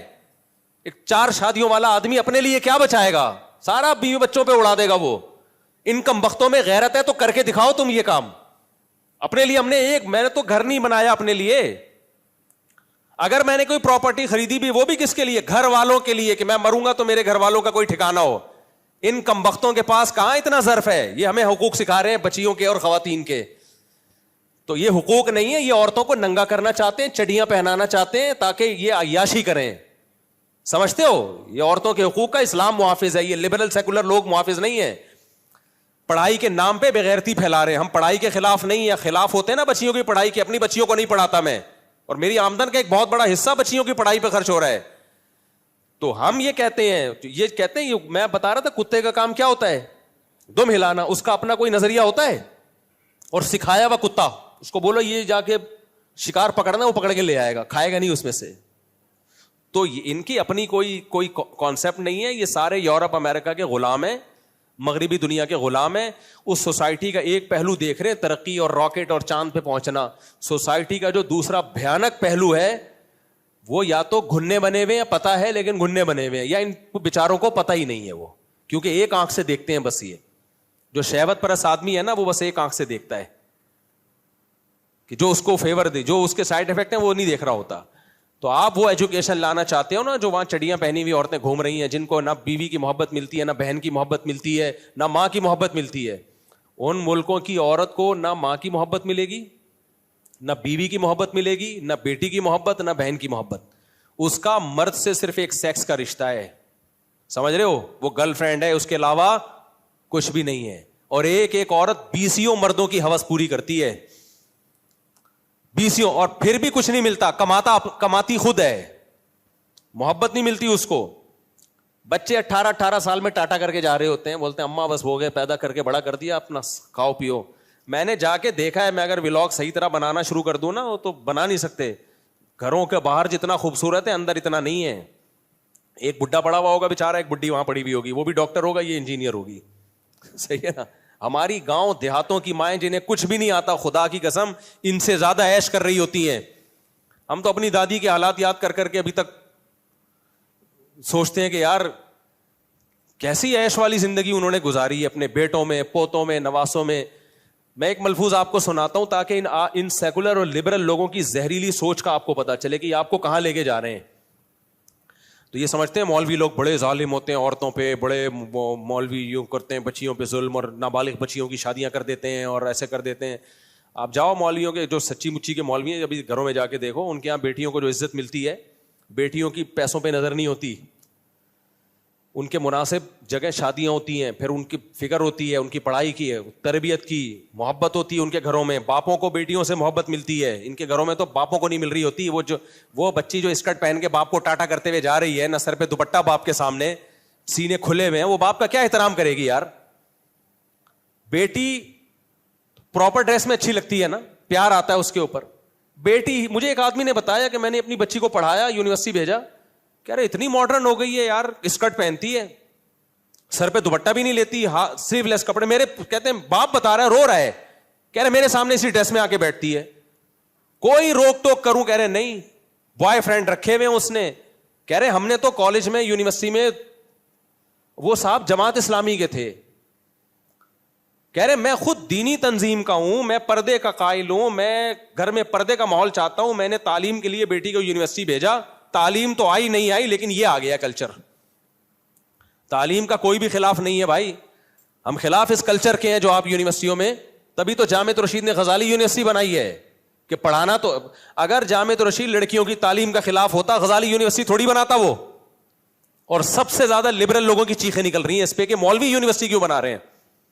ان کو پتا ہے نا کہ اب یہاں صرف تعلیم ہوگی, بے غیرتی اور بے حیائی بولو نہیں ہوگی. یہاں لڑکی آئیں گی, سیپریٹ انتظام ہوگا, ان کو فیمیل ٹیچر پڑھائیں گی اور تعلیم کو فوکس کریں گی اور پڑھ کے پتلی گلی سے نکل جائیں گی. وہ جو تم نے بے حیائی کے اڈے کھولے ہوئے ہیں نا یونیورسٹیوں میں, لڑکا لڑکی, لڑکوں کو لڑکیاں آ کے پڑھا رہی ہیں, لڑکیوں کو لڑکے آ کے پڑھا رہے ہیں, اور جو پروفیسروں کے کیسز ہمارے پاس آ رہے ہیں وہ ہمارے پاس ہی ہیں, وہ آپ کے پاس شکر ہے نہیں ہے, ورنہ ڈپریشن سے مر جاتے آپ. سارے پروفیسر برے نہیں ہوتے, نہ ساری لڑکیاں بری ہوتی ہیں, نہ میں یہ کہہ رہا ہوں کہ یونیورسٹی میں جتنی پڑھتی ہیں بری ہوتی ہے, ہم کسی سے بدگمانی نہیں ہے, میجورٹی اچھے لوگوں کی ہی ہے. لیکن آپ نے ماحول تو دے دیا نا ان کو برباد کرنے کے لیے. تبھی تو جامعۃ الرشید نے کہا کہ بھائی ہم خود یونیورسٹی بنائیں, ہم اپنی چھت کے نیچے, تعلیم وہی ہوگی جو یونیورسٹیوں میں, الگ سے کچھ نہیں ہے, ماحول صحیح نہیں ہم کو. تو ہم اگر مولوی لوگ بچیوں کی تعلیم کے خلاف ہوتے, ہم تھوڑی یونیورسٹی بناتے. تو ان کا مقصد تعلیم نہیں ہے, مولویوں کو کی حوصلہ شکنی کر کے ان کا مقصد ہے تمہاری عورتوں کو آزاد کرنا. وہ بیچارے جماعت اسلامی کے بزرگ تھے, رو رہے تھے, کہتے ہیں یار میں نے اپنی بیٹی کو, یہ تقریباً 8-10 سال پرانا واقعہ ہے, کہہ رہے یار میرے ہاتھوں سے نکل گئی, وہ لڑکوں سے دوستی ہے, ٹاٹا کر کے جاری ہوتی ہے. باپ بیچارہ وہ ایک اسلامی تنظیم میں ہے, وہ درس قرآن دے رہا ہے, بیٹی کی حالت, میں نے کہا آپ نے جس ماحول میں بھیجا اس کا آؤٹ پٹ اکثر و بیشتر, یا بہت دفعہ, اکثر و بیشتر بھی نہیں کہو, بہت دفعہ یہی ہوتا ہے اس کا آؤٹ پٹ. تو میں نے جو بیان کیا ہے نا, یہ میرا کلپ چلاؤ, اس کو زیادہ سے زیادہ وائرل کرو. وہ جو ان لوگوں نے ریئیکشن کیا نا لبرل لوگوں نے میرے خلاف, اس پہ یہ چلاؤ کلپ کہ ہم لڑکیوں کی تعلیم کے خلاف نہیں ہے, ہوتے تو ہم خود یونیورسٹی نہ بناتے جامعۃ الرشید میں, اس میں لڑکیوں کے لیے بھی ہے لڑکوں کے لیے بھی ہے. ہم خود بنات کے مدرسے نہ بناتے, ہم خود اپنی بیٹیوں کو نہ پڑھاتے. ہم خلاف اس کے ہیں. جو میرا بیان کا اصل موضوع تھا وہ یہ تھا کہ تعلیم کو شادی میں رکاوٹ مت سمجھو. اور جو سسرال چاہتا ہے نا ریڈی میڈ ڈاکٹر چاہیے, اس کو بولو بھائی بچی کی شادی کی عمر ہو گئی ہے, ہم پڑھا رہے ہیں میڈیکل کالج میں, اس کو 2 سال ہو گئے, اب آپ کو اگر یہ بہو چاہیے, بہو بنا کے آپ نے اس کو لے جانا ہے تو لے جائیں, آپ شادی میں تاخیر نہ کریں, اگلا 2 سال آپ کے خرچے پہ ہوگا, اس میں کیا برائی ہے بھائی. اگلے جو 2 سال کے جو ایکسپینسز ہیں وہ کون اٹھائے گا؟ آپ اٹھائیں گے. میں تو ایسا ہی کروں گا بھائی. اگر مجھے اپنے بیٹے کے لیے ڈاکٹر لڑکی چاہیے اور مجھے پتا ہے اس کا باپ خرچہ اٹھا رہا ہے, 2 سال اس کے باپ نے پڑھا دیے ہیں, 2 سال رہ گئے ہیں, تو میں حلفیہ بول سکتا ہوں کہ اگر میں انٹرسٹڈ ہوں گا نا اس کو اپنی بہو بنانے میں, میں ان سے کہوں گا کہ آپ شادی میں رکاوٹ نہ کرو, اگلے 2 سال کا خرچہ کون اٹھائے گا؟ میں اٹھاؤں گا, یا میرا بیٹا اٹھائے گا یا میں اٹھاؤں گا. خلاصہ یہ کہ سسرال اٹھائے گا. بغیرتی کیا چل رہی ہے مارکیٹ میں, 2 سال بعد ہم شادی کریں گے, 2 سال تک پڑھائی آپ کے ذمے ہے. تو سسرال پیڑے کھانے کے چکر میں ہوتا ہے کہ ہمارا بیٹا بھی پڑھ رہا ہے, آپ کی بیٹی بھی پڑھ رہی ہے, 2 سال پر جب وہ ڈاکٹر بنے گی باپ کے خرچے پہ بنے گی, اور پیڑے کون کھائے گا؟ ہم کھائیں گے بیٹھ کے. تو ہم نے بہت معقول بات کی ہے بھائی, کیوں شادی میں تاخیر کر رہے ہو؟ تم یورپ کی ایک چیز لے رہے ہو, ایجوکیشن کو, ان کا فیملی سسٹم تو دیکھو, برباد ہو گیا یار, گدے گھوڑوں والی زندگی بنا چل رہی ہے ان لوگوں کی. تو ہم تو دونوں کو جمع کر رہے ہیں بھائی, تعلیم بھی ہوگی اور ٹائم پہ شادی بھی ہوگی, دونوں چیزیں ایک ساتھ چلیں گی. اور اگر دونوں میں ٹکراؤ ہو رہا ہے تو نکاح کو ترجیح دینی ہے, کیونکہ نکاح نیچر ہے, فطرت سے بغاوت نہیں کر سکتے آپ. ایسا نہیں ہو سکتا ساری لڑکیوں کو ایجوکیٹڈ بنا دو, شوہر لیس, برباد ہو جائے گی سوسائٹی. تو وہ زیادہ بڑی مردوں کا کام ہے کمانا, عورت کا کام گھر سنبھالنا ہے. تو دو چیزوں میں جب ٹکراؤ ہو رہا ہوگا تو ترجیح شادی کو دی جائے گی, تعلیم کو نہیں دی جائے گی, وہ زیادہ ضروری ہے اس کے لیے. اگر اس پہ کوئی کہتا ہے کہ نہیں نہیں تعلیم زیادہ ضروری ہے, تو اس کا مطلب آپ قائل ہو یورپ کے کلچر کے, آپ کو عورت کے گھر بسانے میں کوئی دلچسپی ہے ہی نہیں, تو آپ کافر ہو جاؤ, یہ زیادہ بہتر ہے آپ کے لیے. اسلام فوکس زیادہ کس کو کرتا ہے؟ گھر بسانے کو. ایک صاحب مجھے کہنے لگے کہ بچی کو پڑھانا چاہیے, یہ کیا مولوی لوگوں نے شادیاں کر کے بچے پیدا کرنے میں لگا دیا. میں نے کہا یار آپ کی اماں بھی پڑھ لیتی نا زیادہ, آپ کو پیدا نہ کرتی تو یہ نمونہ پیدا نہ ہوتا. یہ بات آپ کی اماں کو بھی سوچنی چاہیے تھی کہ نہیں سوچنی چاہیے تھی؟ پڑھتی رہتی, بہت بڑی اسکالر بن جاتی, تو آپ جیسے نمونے پیدا بولتے کیوں نہیں بھائی؟ تو خدا کے بندے, تجھے جس وجہ سے زندگی ملی ہے وہ اس لیے کہ تیری ماں نے قربانی دی ہے, نکاح کیا ہے اور تجھے جنم دیا ہے. عورت کا بہت بڑا کردار ہے نسل پیدا کرنا. تو یہ کوئی عیب نہیں ہے عورت کے لیے. یورپ امریکہ نے اس کو عیب بنا کے پیش کر دیا لبرل لوگوں نے کہ عورت بچے پیدا کرنے کی مشین ہے. بھائی صاحب وہ انسان پیدا کر رہی ہے, برساتی مینڈک پیدا نہیں کر رہی ہے. وہ ہماری ماؤں نے ہمیں نہ جنا ہوتا, آج ہم یہاں نہ بیٹھے ہوتے. ڈاکٹر عبد القدیر خان کی ماں نے بھی اس کو جنا ہے, موسیٰ کی ماں نے بھی اس کو جنا ہے, جتنے سائنٹسٹ ہیں, نیوٹن کی ماں نے جنا تھا, نیوٹن کی ماں بھی نیوٹن بن جاتی, نیوٹن پیدا نہیں ہوتا. وہ بھی کہتی میں نیوٹن بنوں گی, میں پڑھائی کو فوکس کروں گی, شادی کر کے بچے پیدا نہیں. نیوٹن آتا مارکیٹ میں. تم لوگوں نے عورت کو یار یعنی اولاد کے پیدا کرنے کو ایک عیب بنا دیا ہے. عورت کا تو سب سے بڑا احسان ہی ہے کہ وہ نسل پیدا کرتی ہے. نسل میں اگر بندر پیدا ہو رہے ہیں تو غلط ہے, اگر انسان پیدا ہو رہے ہیں, اگر بندر یا برساتی مینڈک پیدا ہو رہے تھے نا تو غلط تھا. پیدا کیا ہو رہا ہے؟ انسان پیدا ہو رہا ہے. بھائی یہ تو سب سے بڑا عورت کا سوسائٹی میں کردار ہے.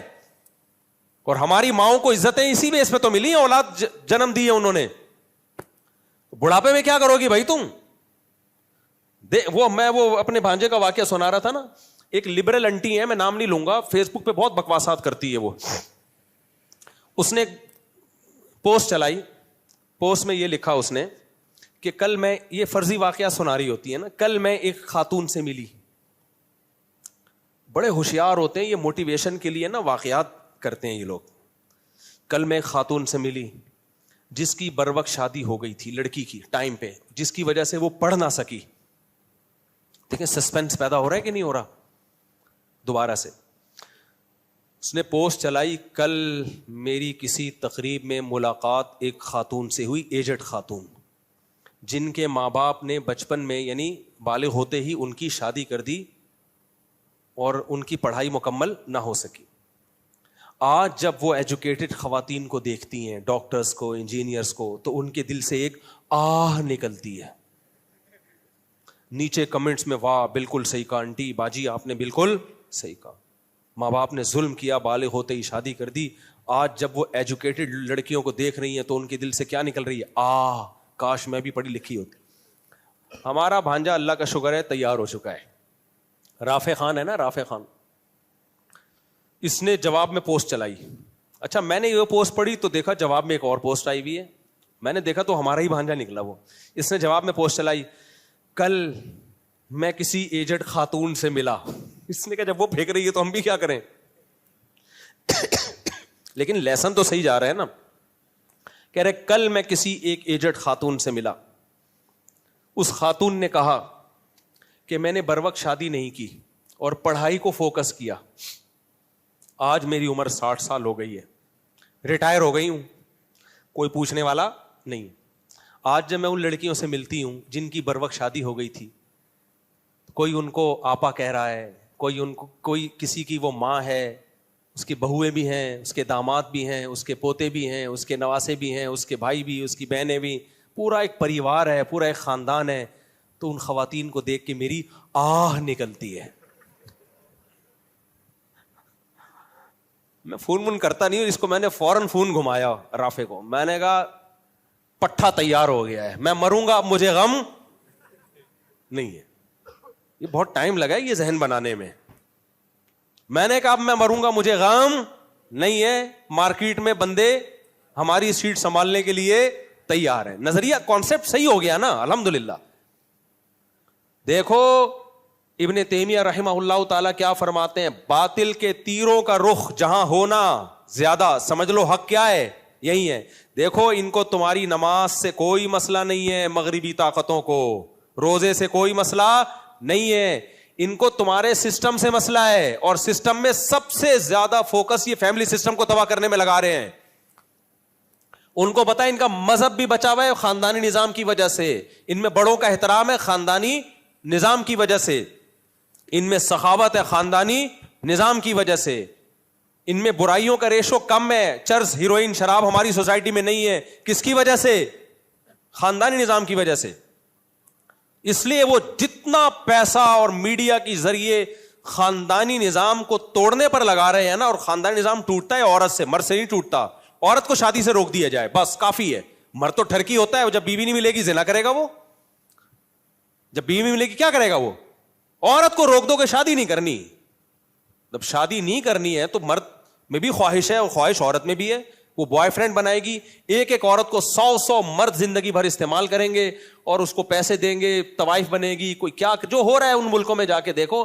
ایک پہلو تم نے دیکھا ہے, ہم اللہ کا شکر ہے بہت اچھی طرح سے گھوم گھام کے آ چکے ہیں.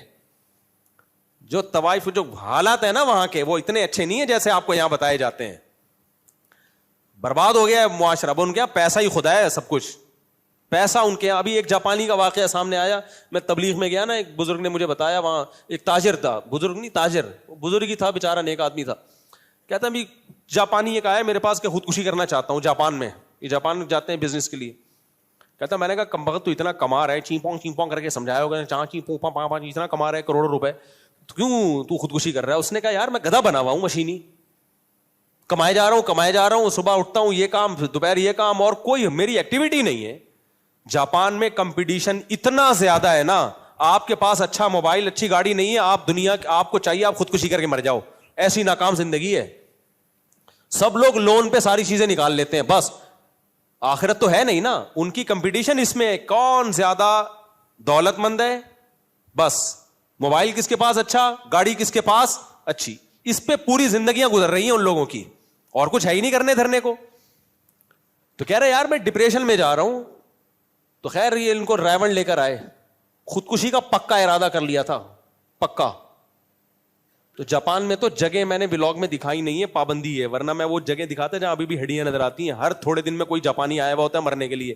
گورنمنٹ نے ایک جگہ دی ہوئی ہے, کم بختوں مرو تو ادھر آ کے مرو, چیچڑے بیچڑے ادھر ادھر تم ٹرینوں کے آگے آتے ہو.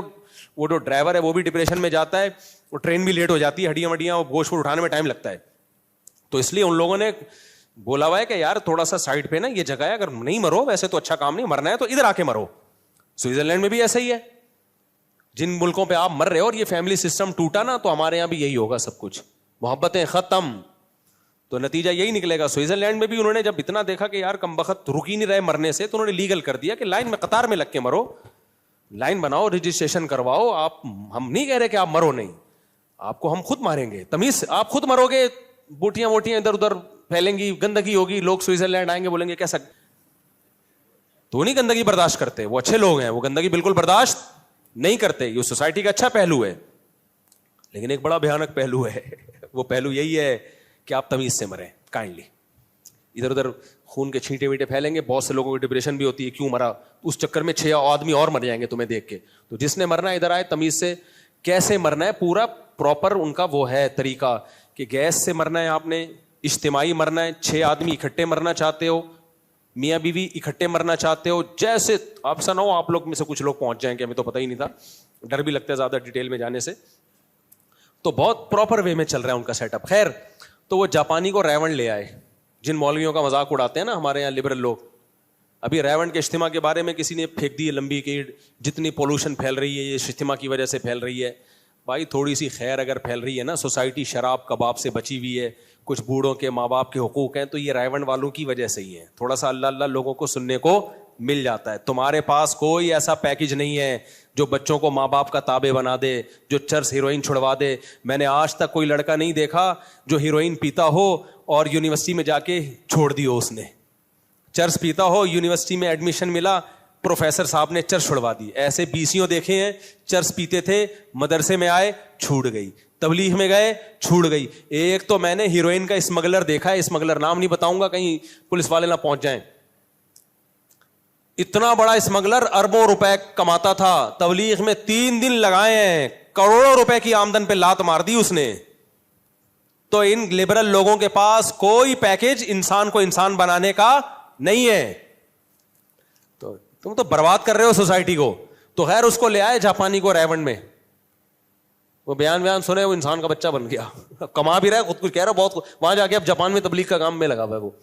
تو میں یہ عرض کر رہا تھا یہ جو ہمارا سیکولر لبرل طبقہ ہے یہ ہیں دم ہلانے والے, ان کی اپنا کوئی نظریہ نہیں ہے. لہذا جو چیز مغربی دنیا سے ڈراموں اور فلموں کے ذریعے, میڈیا کے ذریعے آ رہی ہے, آنکھیں بند کیے دم ہلائے جا رہے ہیں, دم ہلائے جا رہے ہیں. اور یہ جب ان سوسائٹی میں جاتے ہیں نا تو بھی ان کے اوپر ایک جادو ہوتا ہے. بس ایک سوسائٹی کا ایک پہلو دیکھو, دوسرا پہلو جو اس کی ڈیپتھ میں چھپا ہوا ہے اس سے نظریں چرا لو. تو ہم نے چونکہ قرآن و سنت پڑھا ہے بھائی, ہم میرا خیال ہے ان سے زیادہ اچھا تجزیہ کر سکتے ہیں.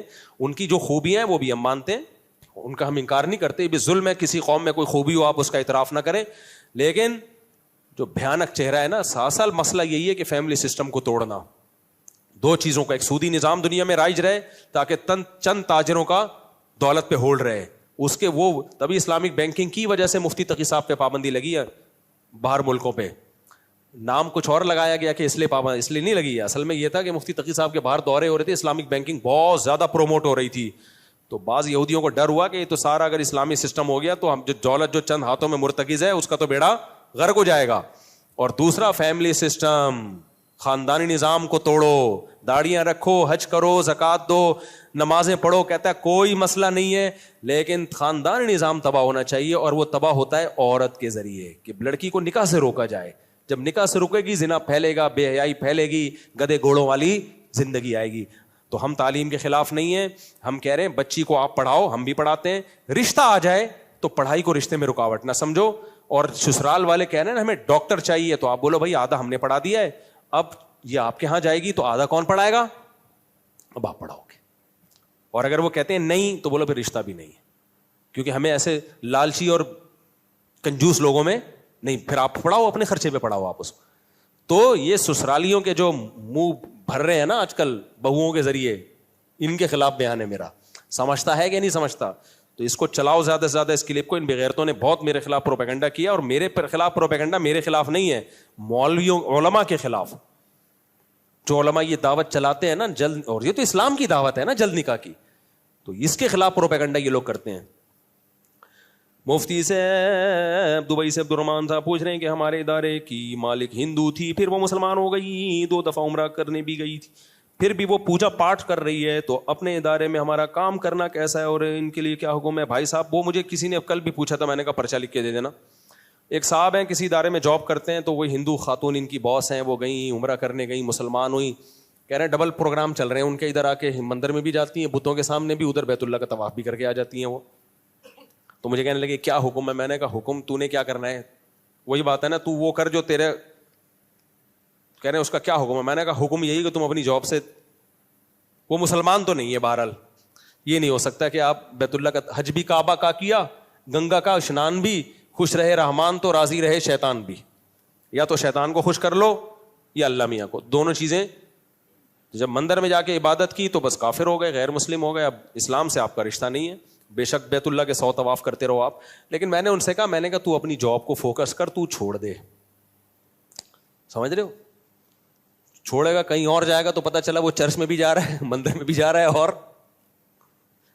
اس زمانے میں جتنے نمونے ہیں نا, اس سے پہلے شاید دنیا میں اتنے نمونے کبھی بھی پیدا نہیں ہوئے. تو نمونے ہیں جو وہاں بھی جا رہے ہیں, یہ بھی کر رہے ہیں, وہ بھی کر رہے ہیں, یہ بھی کر رہے ہیں, سارے پروگرام چل رہے ہیں.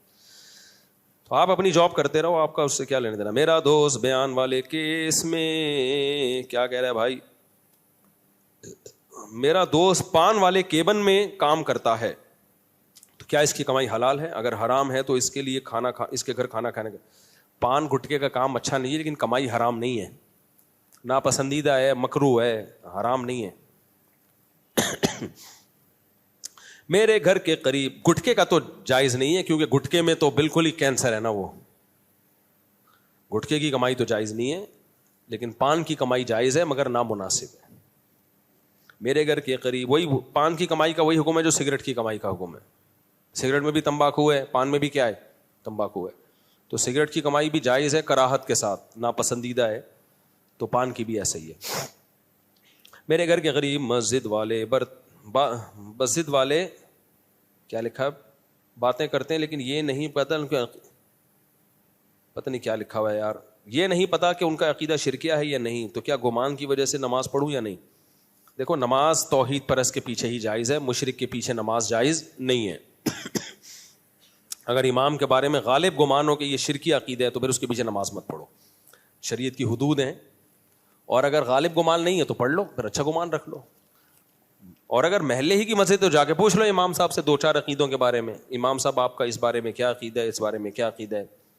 اگر وہ بتا دیتے ہیں, وہ کہتے ہیں میں نبی کو ہر جگہ حاضر ناظر موجود سمجھتا ہوں, ما فوق الاسباب اختیارات بھی اللہ نے پیغمبر کو دیے ہوئے ہیں, جب چاہیں جہاں سے چاہیں امتی کی مدد کر سکتے ہیں, تو اگر وہ اس عقیدے کا حامل ہے تو پھر یہ شرک ہے بھائی, چاہے وہ دیوبندی ہو, چاہے وہ اہل حدیث ہو, چاہے وہ بریلوی ہو, اس کے پیچھے نماز نہیں ہو. اور اگر ایسی بات نہیں ہے تو پھر نماز ہو جائے گی. میرے بھائی میں پیشنٹ ہوں اور میں فرض نماز 1 رکعت کھڑے ہو کر پڑھتی ہوں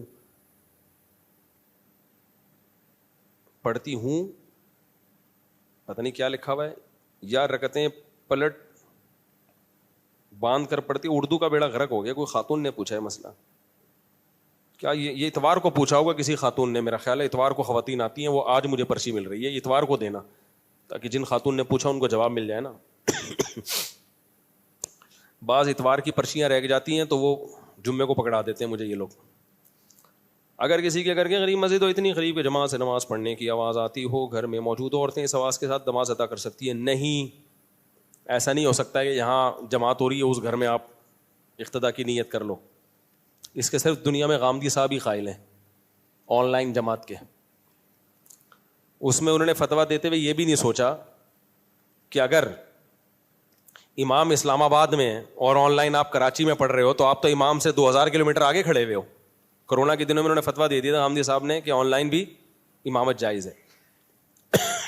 اس پہ کسی مولوی صاحب نے کھنچائی کی کہ امام اسلام آباد میں جماعت کرا رہا ہے, مقتدی کراچی میں کھڑے ہوئے ہیں, تو ہم آگے ہیں نا, بیت اللہ کے زیادہ قریب ہیں ہم, تو 2000 کلومیٹر ہم آگے ہو گئے امام صاحب سے.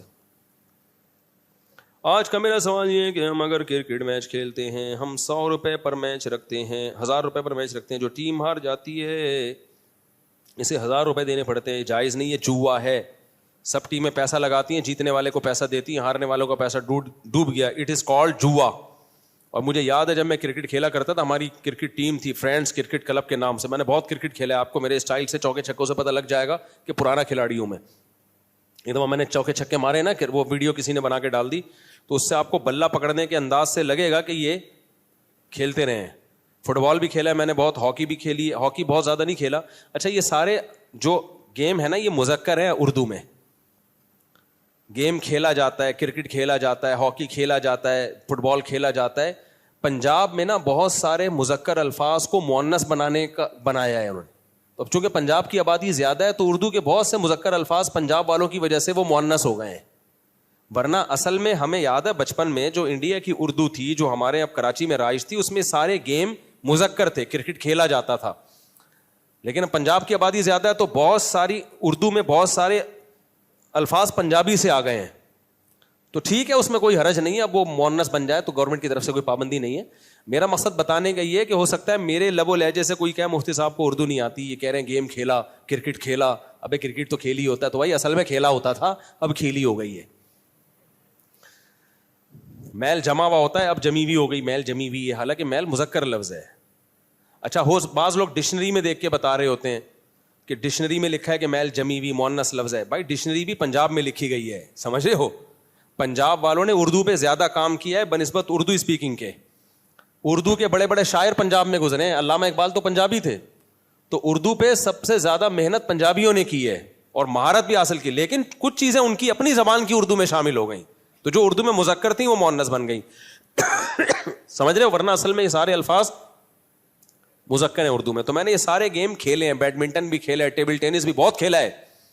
ابھی ایک دو میرے ٹیبل ٹینس کے آئے ہیں نا, تو اس میں آپ کو لگے گا اندازہ کہ بالکل فارغ نہیں ہوں ٹیبل ٹینس میں. تو بیڈمنٹن بھی کھیلا ہے, ٹیبل ٹینس بھی. ہم نے بچپن کو اللہ کا شکر ہے طبیعت سے انجوائے کیا. دوسری بات یہ کہ اپنے بچوں کو شہزادہ نہ بناؤ. میں نے اپنے بچوں کے بارے میں کمیٹی والوں سے کہا ہوا ہے, کوئی شرارت کریں کچھ بھی کریں, آپ کو پورا پورا حق حاصل ہے ان کو ڈانٹنے کا, تنبیہ کرنے کا. یہ کہہ کے نہیں چھوڑنا کہ مفتی صاحب کے بچے ہیں, کیونکہ یہ پروٹوکول بچوں کو بچپن میں مل گیا تو سمجھو وہ فرعون پیدا بنیں گے. اب وہ انسان کے بچے بولو نہیں بنے. بالکل وہی بیہیویئر ہونا چاہیے جو سب بچوں کے ساتھ. ہم نے اپنے بڑوں کو دیکھا ہے, اپنے استاذوں کو. جامعۃ الرشید کے جو محتمم ہیں, کتنے بڑے استاذ ہیں, بچے لائن میں لگے ہوتے ہیں نا کھانے کے لیے, ان کے بچے بھی لائن میں لگے ہوتے ہیں. ایسا کبھی نہیں ہوا کہ ان کا بچہ وہاں سے نکل کے آیا ہو کہ میں چونکہ اتنے بڑے بزرگ کا بچہ ہوں مجھے پہلے کھانا. نا نا نا نا, انہوں نے کہا اگر کسی نے ہمارے بچوں کو ایسا پروٹوکول دیا تو میں نہیں چھوڑوں گا اس کو. بالکل جیسے سب بچے ویسے ہی وہ. کیونکہ بچوں کو بچپن میں اگر اضافی عزت ملنا شروع ہو جائے, عزت تو ملنی چاہیے, اضافی ایکسٹرا کچھ ملنا شروع ہو جائے تو وہ بگڑ جاتے ہیں, وہ انسان کے بچے نہیں بنتے. بڑے لوگوں کے بچے اکثر فرعون بنتے کہ نہیں بنتے؟ آپ نے دیکھا ہوگا مشہور لوگوں کے بچے کام کے نہیں ہوتے اکثر. وجہ اس کی ہے کہ مشہور لوگوں نے بچپن سے ہی ان کو پروٹوکول دلوایا ہوتا ہے کہ میرے بچے ہیں ذرا خیال کرنا. ہم نے کبھی بھی نہیں کہا, ہم نے کہا ہمارے بچے ہیں, ہم نے کہا ہمارے بچے ہیں بھائی اس قوم کے بچوں کی طرح ہیں, ادھر ہی بیٹھیں گے. آپ نے دیکھا ہوگا, آپ کو پتہ بھی نہیں ہوگا میرے بچے بیان میں کہاں بیٹھے ہوئے ہیں, حالانکہ بیٹھے ہوئے ہوتے ہیں بیان میں. ان کو میں نے میڈیا پہ آنے سے منع کیا ہے, کسی کی تصویریں نہیں آئیں گی, میرے ساتھ سیلفیاں نہیں آئیں گی کہ مفتی صاحب کے بچے ہیں.